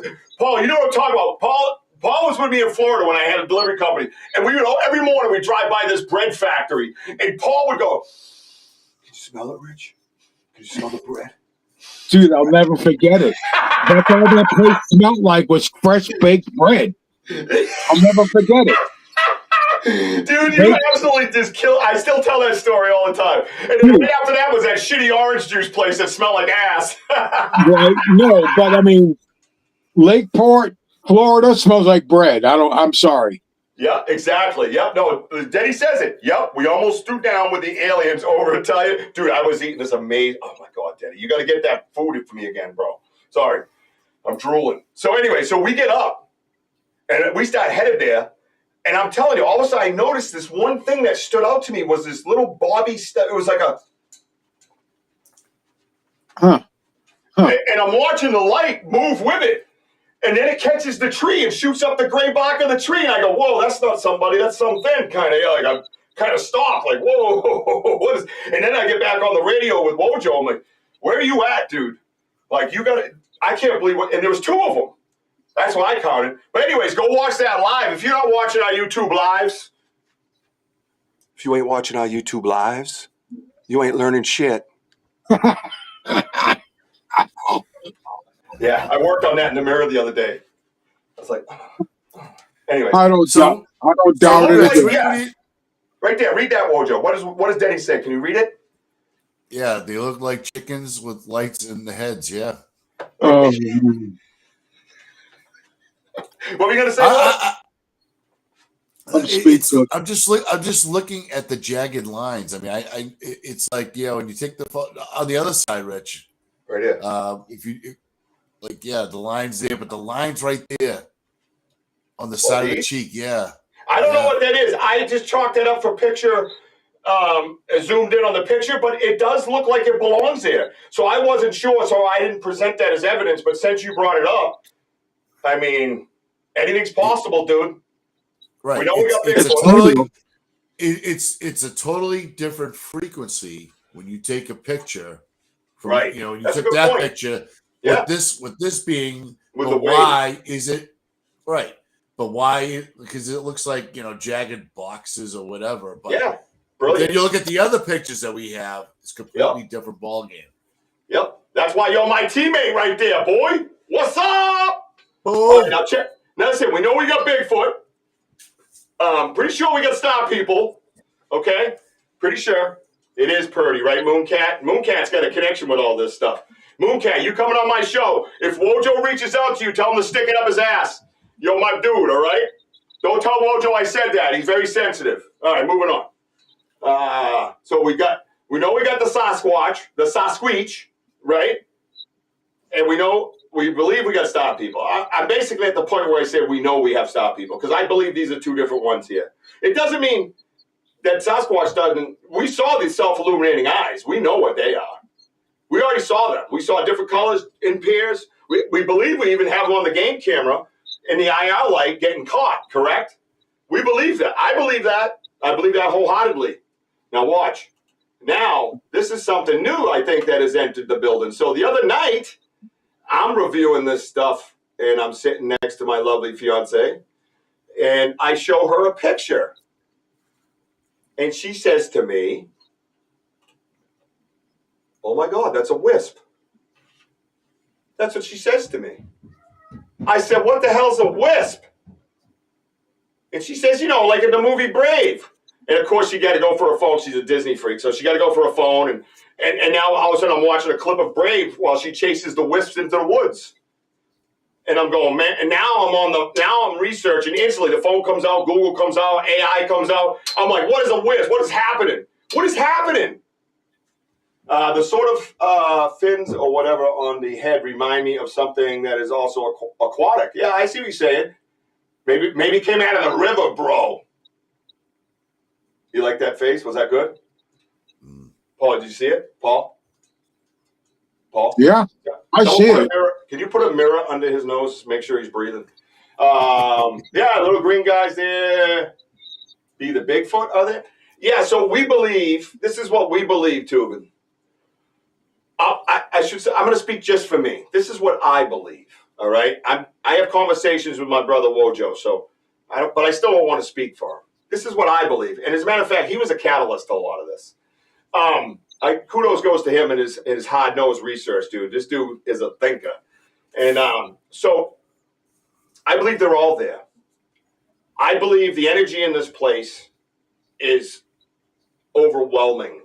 I know that for a fact. I feel energy in a different way, I guess, so I'm being told. Yeah. Oh, they have aliens that come out of the ocean. Yeah, I believe they live there. Yeah, there's something. No, I've witnessed it. Now, but what is this? Look at this green little dude. Now, this is a picture of this whole area that's pitch black, but it's lit up like Brockton's on the other side of the trees, dude. It was like the whole place was lit like Close Encounter of the Third Kind? It was lit up like that, and all these things were shooting out of it. Now, mind you, not just one. It wasn't just one, dude. Look at this. Look at this other one. This other one, I believe, has a shape. Again, it's a little blurry because it's big. But can you see, like this? If you see it from a distance, I think I could make it smaller. It might help with the continuity of it. There we go. Look at it. This, to me, you have a head right here, oblong. But you come down here and look at this. What's this? It's like a wing, ain't it? And it goes in and back. And then there's a lady area here, the boobies. And then it looks like almost looks like what's her name? The fairy there. You know what I mean? It looks like a fairy. But that's what wisps are, they say. They say wisps are fairies. These are pictures that came out of our woods. You will be happy to learn that these are Andy's pictures. Yep. I want to put it out there because Andy takes a lot of heat for not getting his shit done in a timely fashion. These are Andy's. These came off of his phone. Android. No, iPhone 17. Eat it. Nice try. That's a great picture. Isn't that wild? You see the shape to it, right? Oh, Look boy. at the green on it. Where did the green come from? Where did the green come from, dude? We're in the middle of the freaking woods in the winter, dude. Where's the green? Tell me. How did that thing get green? It didn't get green. It is green. Is this wild shit, Paul, or what? It didn't get green. It is green. And that's the key point. Looks like a dragon. Okay, I see. All right, John, I see what you're saying. If you look at it this way. Tinkerbell. Plasma being? I don't know. Yeah, dude says, Andy, I knew he'd come through eventually, right? Right? Isn't this nuts? Think of this. This is crazy. Now, a while back, I showed you guys a picture, and I was trying to tell people that there was a human eyeball in that picture. And it was weird because a lot of people did not see the human eyeball in this picture. And I was like, no, there's a human eyeball in this damn picture. And with it up on the screen, I was able to crop it, I believe. Yes. Where you could see the human eyeball. Up here, down here. See the shape of the eye? Now look at, there's a little twinkle right here because he's checking me out again. But you go like this. That little blue line, it's a bluish line in here. And then there's the black pupil. Can you, everybody see that? Now mind you, follow the brow. Follow the brow. Look at it. It's like a Captain America shield. The other eye's over here, right here. See it? And then you bring it back, and there's a nose right here, and a nostril right here. And the top of his mouth is right here, curled. Almost where it's folded, and then there's a lip that goes into whatever this is coming out of its face. But again, you have a light emulating the below. Tim Vogel says he's taken 4 reports on fairies. Interesting. That's crazy. You know, I just reading that, I'm just I'm just blown away. Are you thinking the Bigfoot are there during the day and then at night? No, they're all there all the time. All the time. Yeah, they coexist. That's where I'm at. You want me for your homeroom teacher? Oh, you know I'm going to wear those nice little shorts you like, Beto. Sam says, connection to nature. Green often represents nature, the wilderness, and the earth. Fairies in green are seen as deeply connected to the natural abodes, such as forests, rafts, fairy forts. Great job. See what I'm saying? See what I'm saying here, Paul? That's my team, right? These guys are all my team on the side. We've opened all this up to research. Spider? Could you elaborate, Lori? And they all have, looks like a tongue. I don't know. That little dude looks like he's spitting out an alien or something out of his face. I don't know what this is. Yeah. This could be closer to me to a Satunga than anything. Look at that eye. Can everybody see that eyeball or no? Oh, yeah. I can see it. Yeah. Everybody see it? This is what I was yelling about in my phone. That everybody thought I was nuts. You can almost see the shape of it, how it goes up the brow and then down the brow. Oh, it's there. Yeah. I don't know about the rest of it. I mean, we've discussed it. I think Susan was on that show, and she had seen different things in the grays, and, you know, there's a mixture of them all kind of living there in harmony. You know what I mean? Lori Ladd says spider. Lori, if you get a chance, if you could elaborate on the comment about spider. But it's interesting that Tim's out here, and he's taking reports, and he's out in his area, and he's building up the, you know, Bigfoot and everything else. He's taking so many reports that a lot of them are talking about mountain lions that aren't supposed to be, you know, in certain areas, that he's had to put that on his name with Bigfoot so people can find them, you know, a little quicker, a little bit easy. You know what I mean? Ernie, great to see you, man.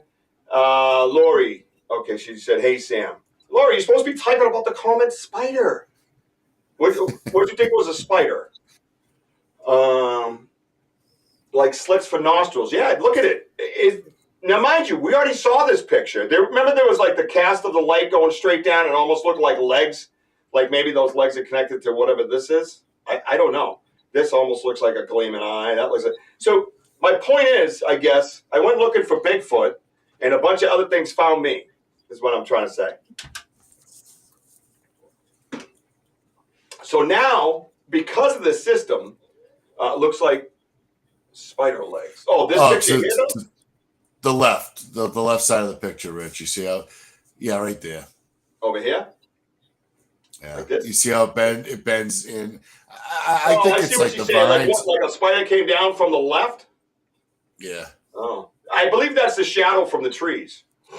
To be honest with you, but having it like this in this size and in this setting, we can now research it.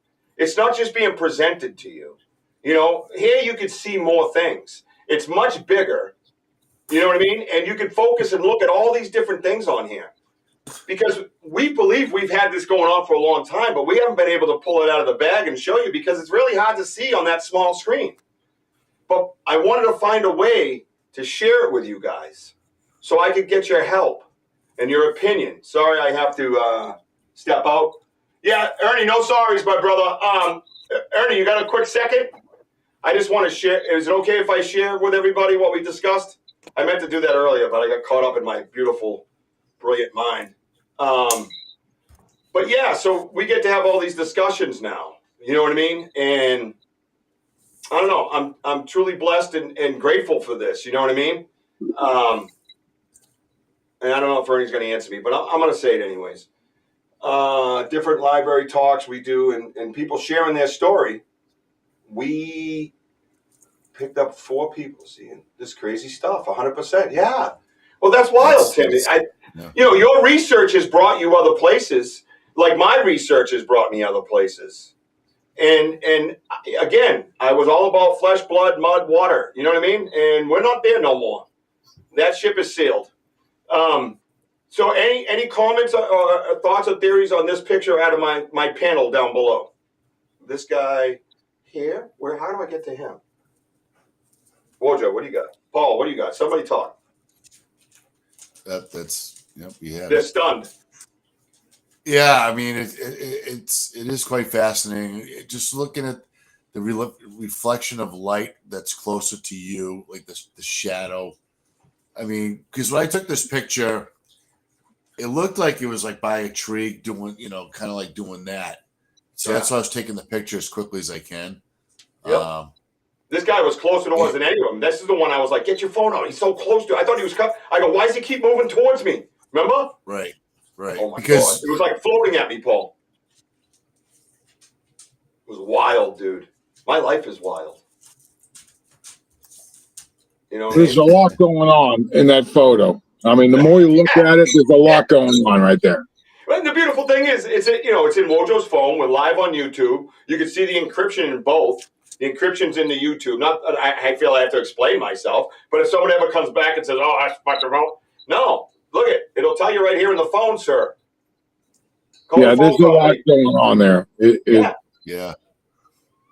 This shit's real, bro. And it's getting realer and realer and realer every time. It's bizarre, dude. It's bizarre. Yep. Being out in the woods is a different animal. Let's see. Benno says it is uncloaking. Interesting. There is a face. There's a face right here. There's an eyeball right here. So if you're looking to the right over here, you see there's a whole face, whole head over here, all of it. And then there's all this business going on up front. But I see like a human-like nose right here. I see a human, that eyeball. You hear me yell on the live. Is that a blue eye? Is that a blue eye? Remember, Wojo? I yell it. Go back and watch it. It's etched in history. It's not bullshit. I'm yelling, is that a blue eye? I could see it right away, dude, right away. And I still can, but I couldn't see this guy right here, whatever this is. I don't think that's acne. I'm just saying. It looks like there's a little, Captain America's shield. That's what I call it. Now, it looks like the shadow over here that Lori pointed out almost looked like spider legs, right? But look at down here, I think is what she's saying. But if you put the whole picture together, it's like a shadow that goes up here. But his other eye's right here, which is away from us towards the dark forest, which is why you would get that grab of the shadows. You know what I'm saying? All the way up towards, near your hand over here. Oh, that's Wojo. No, I'm just kidding. Well, again, we have, I got you. So thank you. Right there in this area. So we had this discussion. Susan Ahern was here, and I told you from this section down right here is not in this picture. We have a whole kind of another area with a lot more business going on in this light. But I wanted to bring out to you guys what I saw when I brought the live phone over. You could see it on YouTube Live. That eye right there stood right out at me, man. And I start yelling, "Oh my God, is that a blue eye?" And that's what I said. And that's what it was. I see a long snout in front, possibly. Yeah, there's a few things. Again, keep in mind, guys, it's hard to crop this stuff. So if I take this off, then we have this big area of just nothing. So I had to get what I could get in order to get the strongest features into this picture for you guys to see. I just don't think anywhere in this world you're going to see this type of evidence. You know, right, Woj? Yeah, for whatever it is. I mean, you kind of wonder, like the solid dots on the top towards that eye that you were showing, how the light reflects downward. And I don't know. I mean, because again, we're looking through the woods. There's leaves. There's things like that. I mean, why would the light be centered downward? You know, like it's like the light's going upwards. It's just strange. It is pretty wild. What's going on here? I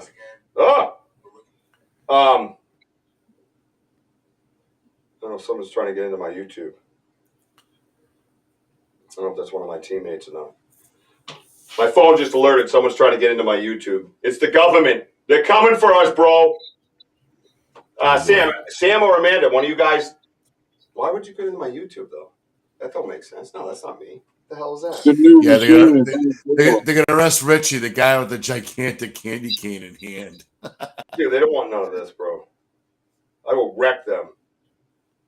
I'm trying to find that warning again. Where'd it go? Someone better not be breaking into my YouTube. So again, the bottom line is this. Live on channel. It doesn't say anything in my email. Why don't you send me an email? I don't know. The bottom line is this, man. We got some crazy shit going on. Yeah, no, I just realized it was my YouTube and not like Restream or something. Or the, what do we use? With a gigantic candy cane in hand, correct. Benno, that would be awesome. What did Benno say? Oh, Lori says, looks like the side view of a person with arm bent and pot belly standing with hose in their hand, far left in the middle where that one beam of light extends. Interesting. Dog man up front. Okay. Kurt, you have to hook Richie and Wojo up with Coley. She'd love them too. Me and Bobby are the only two with access. Yeah. I know. It's the government. It's probably the government. They're like, what is this guy showing? I've been reported. So yeah. All right. So we'll bring it down a little bit. All right. I know this is a lot to take in, and I picked some pretty outrageous pictures, and I got a whole folder going in here, and we're gonna do this pretty regularly. My studio is gonna stay sideways, so to speak, and I'm gonna tweak it a little bit because I'd rather discuss and research with you guys than just show you shit and say, hey, look what I found. I'm just not going to do that. I want to have conversation. And you can see the reactions from Paul, from Wojo, from some of you guys on the side when you type it in. These are stunners. These will leave you questioning things about life. But this guy here now, we get to see up close a little more. Anybody remember that picture? Back to Bigfoot. Everyone smash the likeys, get those emojis going, and don't forget about the super chat, baby. Let's go!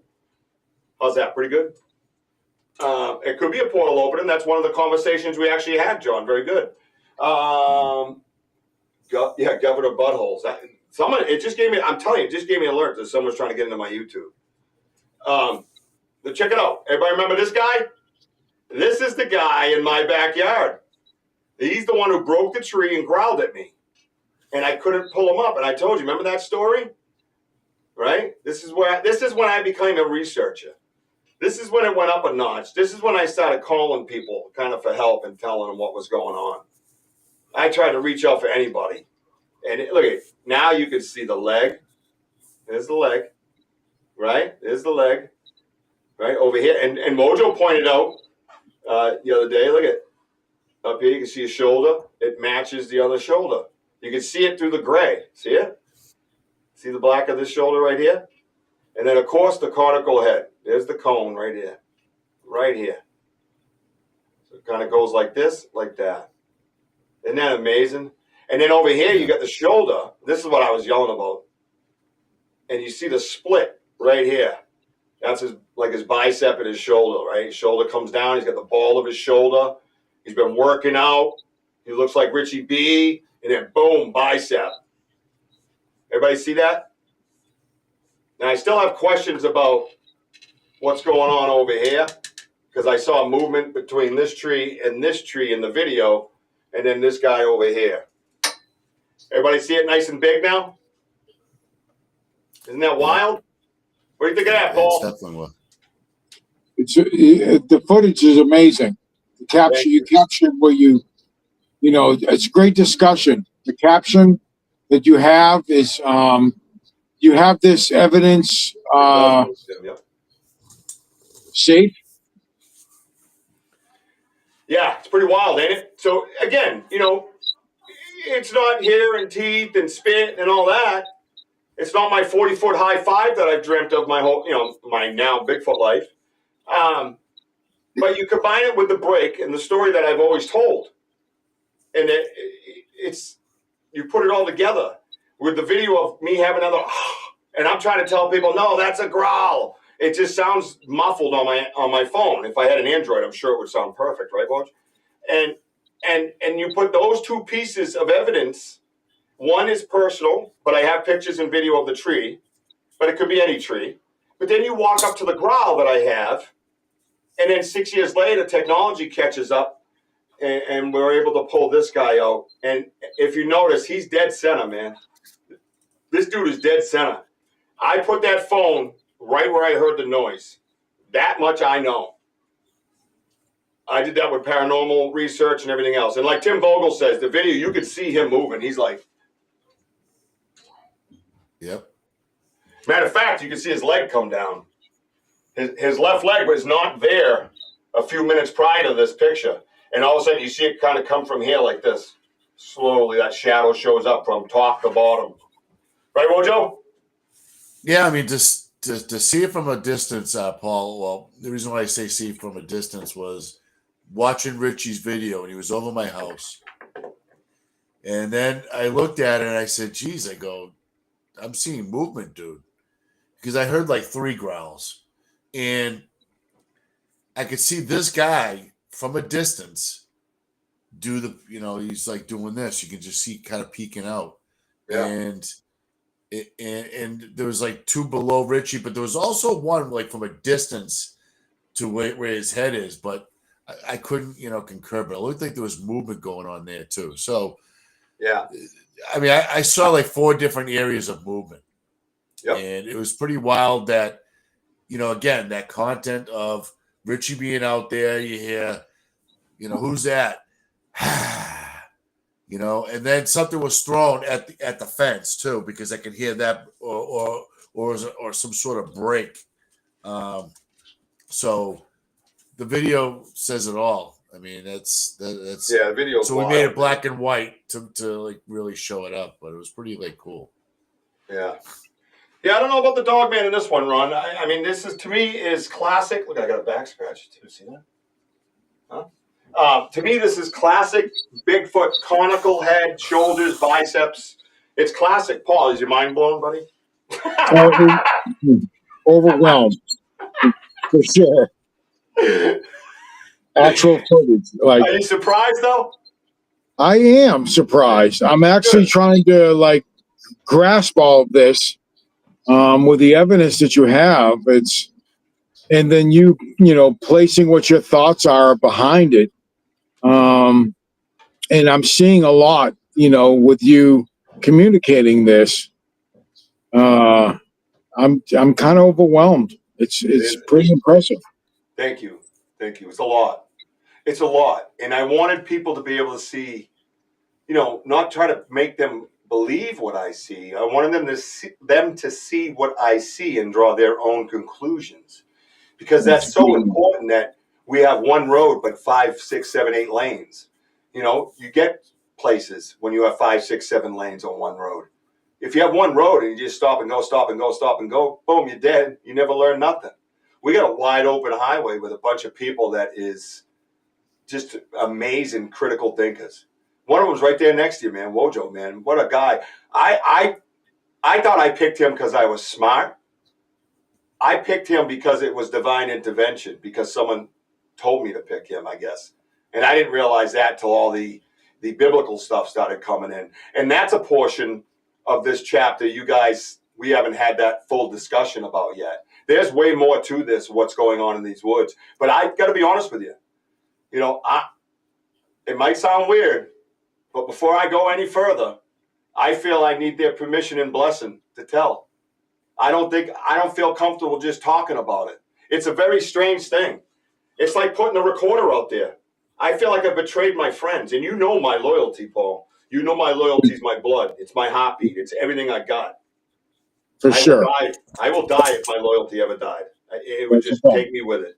You know, it's my life. And my Paul wanted to see if you had my cast also, Richie. Just wanted to mention. He was asking about, the cast?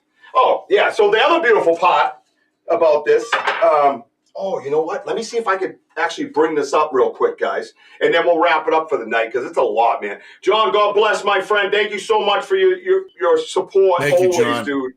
Thank you so much. I hope you enjoyed yourself tonight. And we get those critical thinking cells going so we can all kind of learn stuff together. So I'm going to go into the folder right now. Bear with me. And then I will pull up a print. Thank you, Kurt. Background. There we go. I can click on it, fairly quickly. And I don't know if it came through because I didn't have time to I did a lot of things. You know what I mean? I did a lot of things. And I don't know if they line up or not. So, you know what? We'll go a few extra minutes. Let me see if this lines up. I don't know where this lines up in here. Has 2 hours already gone by? Oh, yeah, dude. Yeah. Listen, it's a party when you show up to our house. All right. Can you see that? Yeah, that's pretty good. So, all right. So we believe later on that this was a hand. You see it over here? But look at the lines here. See the little nubs? Right?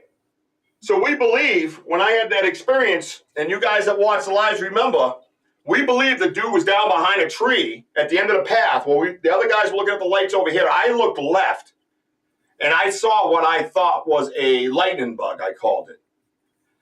But it stayed with me all night long to the point where I brought it up to Wojo. I'm like, I don't know if that was a lightning bug. It moved really, really fast for a lightning bug. Lightning bug's going to go, you know what I mean? This thing was like, so we went and checked out the area. So we found this in the side of the hill.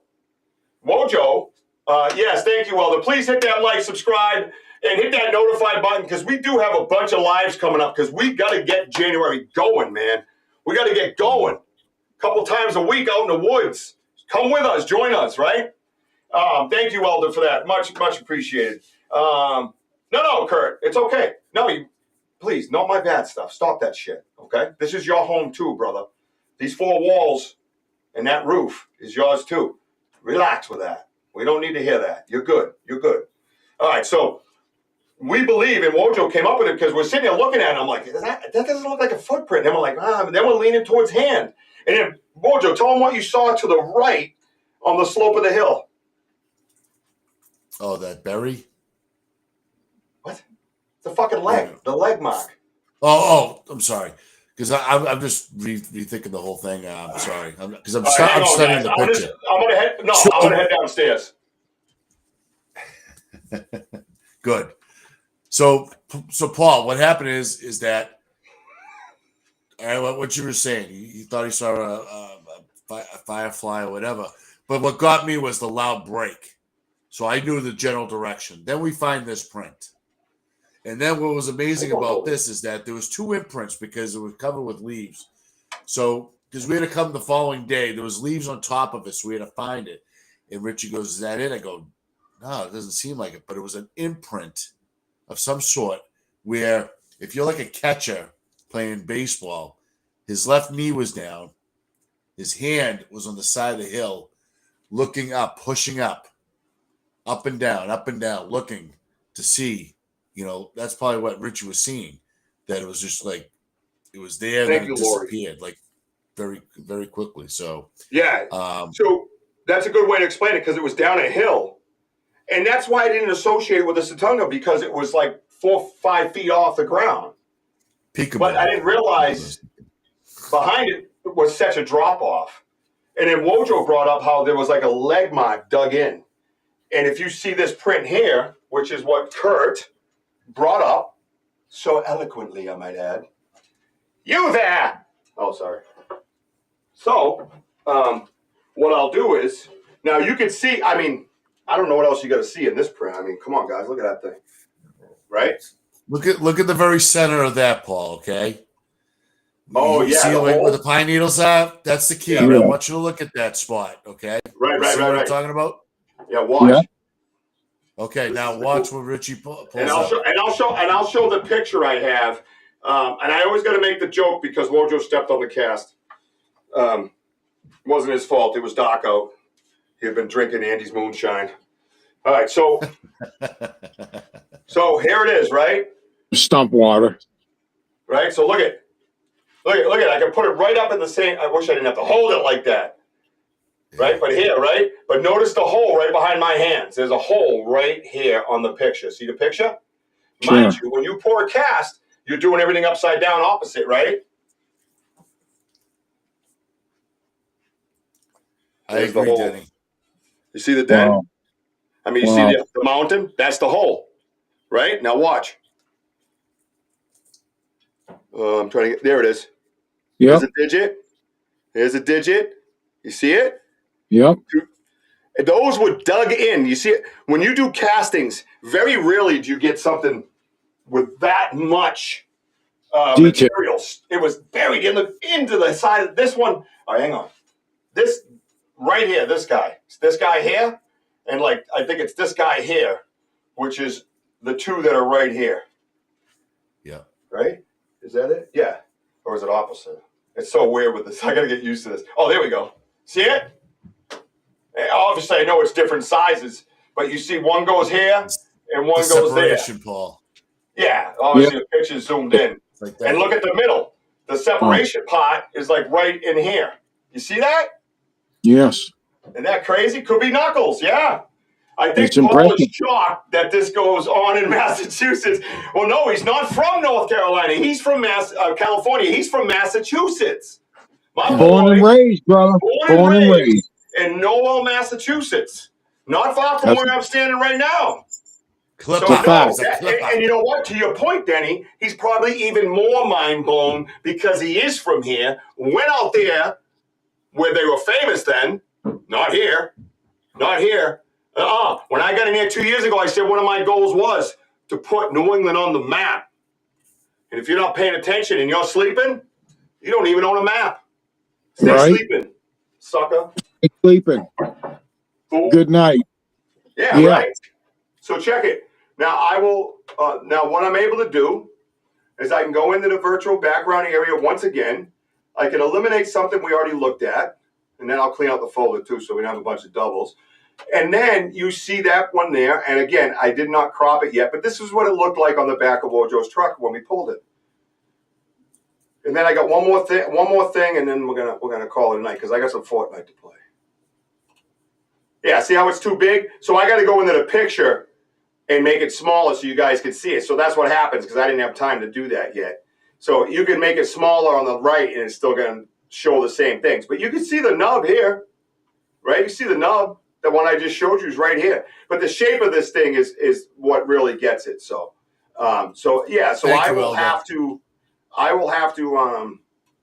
crop things. So you guys got to be patient with me, okay? I'll get better at this. It's only going to get better and better, man. More and more evidence is always going to come in. We're always in the woods. We always love doing what we do. We love doing it with you guys. This is one thing I hope comes up because I wanted to show this, and Wojo's going to be excited about this one. And it seems very, it might not. Oh, maybe. Wojo, remember? Oh, yeah. Can you see the ridges in this? Yeah, there they are. Go ahead. There they are. Oh, we got them. I didn't even crop it. Look at the swirl. And then there's the ridge. Yeah. Look at it, watch. Look at the prints. Where's my candy cane? Hello, my baby. Hello, my darling. Hello, my ragtime girl. Okay, you guys still here? All right, check it out. Look at it. Look at it. You see it? I do. First kind goes, you friends with Kevin J? Who's Kevin J? You see that? Look at that. Now look at this. Come on. Oh, wait, I think I'm on it. Hang on. I got to get used to that too. Right here. Yep. Look at that area. Yep. That's amazing. And then you see the little dipsy swirl right in, obviously right over, and I got to go way back. Yeah. Right? Yeah. Isn't that cool? So this is a piece of, look at, you can actually see the ridges here, Wojo, too, going through up to the plastic. Yeah, I can see it. Yes. Yeah, we couldn't see that before. Dude, we're gonna have meetings and review our evidence right like this. Yeah. Then we're gonna be able to bring it to the people. Right? Look at it. You can see a swirl mark right here. This is where he goes, this way. He drags, comes across, and we're just discovering this as we're talking to you. Pulls up like this, and then scoopity poopity. Scoopity poopity. So Paul, you see the name Tim Vogel on here, okay? Tim and Eric Vogel, okay? So what I did with the peanut butter jars, they said, "Why don't you put Vaseline on it? You put kind of like a thick film of it, so that you might catch digits or you might catch." Well, hair. I mean, that's you need that evidence, right? So we do have what we believe is a piece of hair on one of our on peanut with a follicle, because the follicles are going to give us DNA. So it's very important that when you guys are out in the woods doing these investigations, they're ducking, they're diving, they're climbing, they're doing all sorts of things, and you need to make sure you capture some of the hair that might be caught on some of these branches and try to retrieve some of that, because the follicle is where the DNA is. And I mean, that's something that's imperative here in Humboldt County and Trinity County and Mendocino, is to find the follicles and to capture the hair. And when they find out what the hairs are, what does it come out to? Well, I mean, realistically, it's just going to give the DNA of the species, and we haven't been able to actually capture any DNA. So, I mean, a hair can rip, a hair can tear. It's when they pull it out of the skin and you get the follicle there. That's where you'll get your DNA. And so it's very important. We found a lot of bear, and we found a lot of deer. And, we found coon, and, we've gone through it, but we've never been able to capture an actual DNA, from a species that's unrecognizable, Right. Right. It's going to come back unknown. Exactly. That's all it's going to do. Yeah. And that's what we say to people when people are like, oh, you're going to ruin the DNA. And I'm like, why? What are we comparing it to? Rodney? You know what I mean? Like, it makes no sense. What are we comparing it to, bro? Huh? Well, that's where you need to build the evidence. Now I'm just playing with toys. And capture it, and document. Check it out. So you see this one right here? I have this in a Scaniverse where it's 3D and it spins and you can see every angle. I have it here in this massive wall. And now, not now, I've had it for a long time. Just like this, there's the heel. There's the cast of the heel. I just casted everything else to try to pick stuff up, but I didn't feel I got a lot out of the top. But the heel was the discussion. That's the discussion, dude. I can't get my leg up that high anymore, but if I could, you can see the heel ain't close. It's like 3 of my heels wide. I don't know if I have anything. It's over 6 inches, Paul, by the heel. My heel is 3.75 inches. Okay, that heel right there is over 6 inches. And I've seen a lot of castings from Sasquatch here in our area, and it's impressive to see such things that you have, because we have massive amounts of castings here in this area, massive amounts.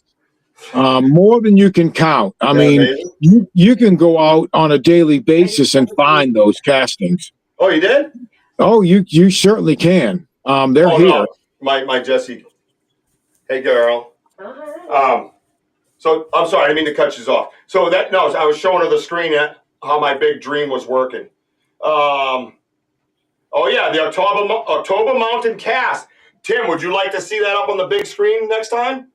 Because I can do that now. Whatever. If there's a piece of evidence out there, guys, that you could think of that we've already reviewed, and you want to see it in this way, send me a message. Send me an email, banterrichieb at gmail.com. Or you can, if you're on my Facebook, over on the other, on the Banter Richie B Facebook page, you can just shoot a messenger and, hey, remember this? You know, I think, who was I talking the other day on there? There's somebody that was in here I was talking to. But, no, check it out, right? So this is the pencil. Here's your pencil. Look at, does that help? Right? It's a regular pencil. You know, look at the girth of that bad boy. And you get to see it here like this. So you can look at the walls and the depth, right? And like Wojo likes to point out, look at the leaves. Look how matted down these leaves are. Oh, look at them. They're pushed down. And right here, the heel starts to go away. That's why we knew we didn't have toes, but we had that heel. And we knew it was too big to be a human. And we know it's not a boot. Look at that. That's not a boot. It goes out and rounds off and comes back. That's not a boot.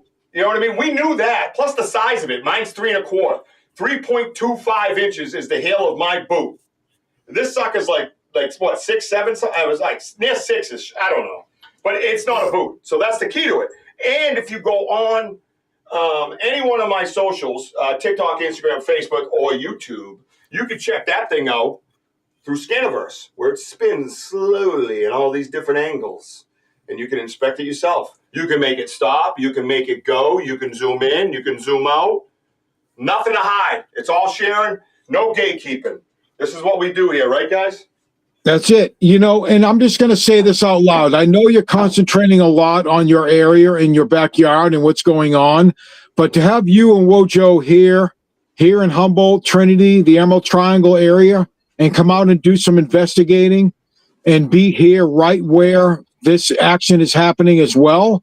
I would love to have you guys out here. And if I have to fund it myself, I would pay for you guys to come out here and do a show, because there's a lot of evidence in this area, and there's a lot of people here that have stories to tell. And I know you're concentrating a lot in your area, which is phenomenal, you know, because there's something going on there. But I would like to see you expand a little bit and come out into this area and actually do some of your investigative work and your knowledge, and come here and actually bring some more information and more documentation to the public, you know? No, and we appreciate that. That's nothing but respect, man. Much love to you. And we'll talk further, man. We'll talk further about that. And I apologize for the ads, but I don't apologize for the ads, because we are growing. We do get a little bit of funding from the YouTube channel, which helps pay for the restream and other things. You know what I mean? But you know, anything at all, whatever. They have the gifts you can do, stuff like that to help out. You know, it helps the research. It helps the gas in the car. It helps all that stuff. So we're all in this together. You know what I mean? And that's the way I've always told you guys that. If you were here from the very beginning, especially with the lives when we were out doing research, you know, Sam and D-Hoot, people that were here, you know, I've always said that. This is all of ours. This is a community. This is a community of respect. This is a community of respectful discussion, research, the quest for facts. That's all we're saying. We're on a quest. I'm not telling you nothing. I'm saying we are on a quest. That means we're actively doing something. That does not mean that we come to the end, the finish line, and said, this is what it is. No. So when someone gives you shit, you tell them you're on a quest. And if they don't own a pair of boots, tell them to shut up and sit down. Get some boots and then we'll talk. Okay? So understand that. I've said that from the beginning. I've always meant that. And I think I've proven that up to this point. That you guys, this is your story too. This is your story too, man. When I'm gone, you're going to tell this story. Right? Tell it. Share it. Tell everybody. Because it's about respecting the woods, Mother Earth. It's about respecting the entities, creatures, humans, whatever, beings that are out there. It's about that. And the problem is with Earth, with the people, humans, we suck at that. We shit on each other constantly. Go on that stupid social media crap. You can't say nothing. You're like, oh, look at these pretty flowers. Like, oh, you bitch. You know what I mean? What, the dude like pretty flowers and you got to be an asshole. That's what the people are doing, man. Sick of it. I'm done with it. It's not allowed here. This is our community where we treat each other with respect and love. And if you give off those bad vibes, goodbye. Exit over there. So I just want to thank everybody for being here tonight. Know that this is just not evidence. This is a message. This is bigger than just evidence. So, and to all your viewers out there, you're all amateur cryptozoologists. You know, anybody who has any interest. I need a degree in cryptozoology. Where the hell do I buy one of those? Yeah, you know, they're all amateur cryptozoologists. Back in 2000, 2001, I consider myself amateur cryptozoology. Now I've been doing this for 25 years. I think I can call myself a cryptozoologist. But to all your viewers that are interested in giving feedback and actually showing interest and going out and gathering evidence on themselves to share with you and learning from you and Wojo, I just would say you're all amateur cryptozoologists. And, you know, you all need to stay close and communicate with each other and show each other's findings and, you know, make the evidence to us and all of the people that are surrounded us that are interested in what we're doing here. I mean, this is real. This is happening. And you guys are given a platform to put this to the masses. And to all your viewers that are listening and that are following, I would consider you amateur cryptozoologists, and I appreciate you being part of this. Thank you. Thank you. Said like a true Italian. 5 times! Italian Sicilian. Cherokee, you know? But that's what's funny is that name and title actually comes from the West Coast. It's really funny to hear that.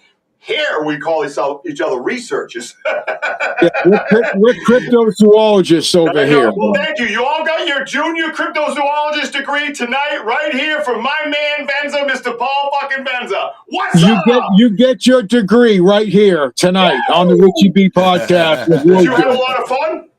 I had a blast and I learned a lot. You know, I've been here 25 years researching this, and everybody needs to learn every day, and the more we can learn and be accepted to learn, and I learned a lot, and I'm going to take all this knowledge, I'm going to keep it, and I'm going to use it in the forefront. Awesome. No, Paul does not have social media. I have to go. It's brutal to get a hold of the guy, basically. We have one long string from here to California, and I have to wait 4 days for the vibration to get to his ear.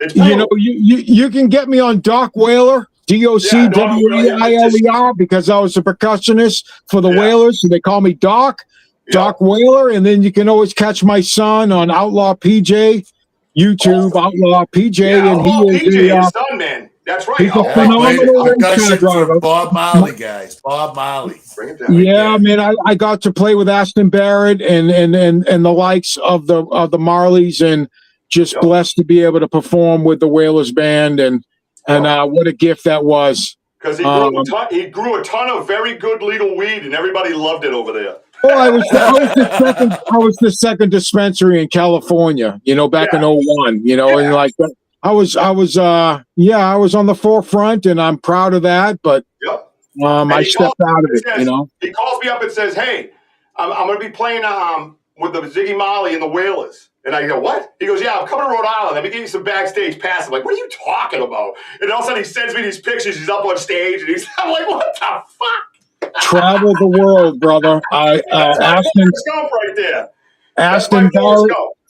They all know who Family Man is. He's the legend when it comes to the bass line with the Whalers band, and his brother Carlton Barrett, the drummer, and they were the true producers and creators of Bob Marley and the Whalers. And Aston Barrett was the original Whaler with his brother Carlton, and I was honored to be mentored by him, and he took me under his wing and traveled the world, and you know, I'm just blessed to be in reggae royalty, and I'm very, you know, and to stay hungry and humble.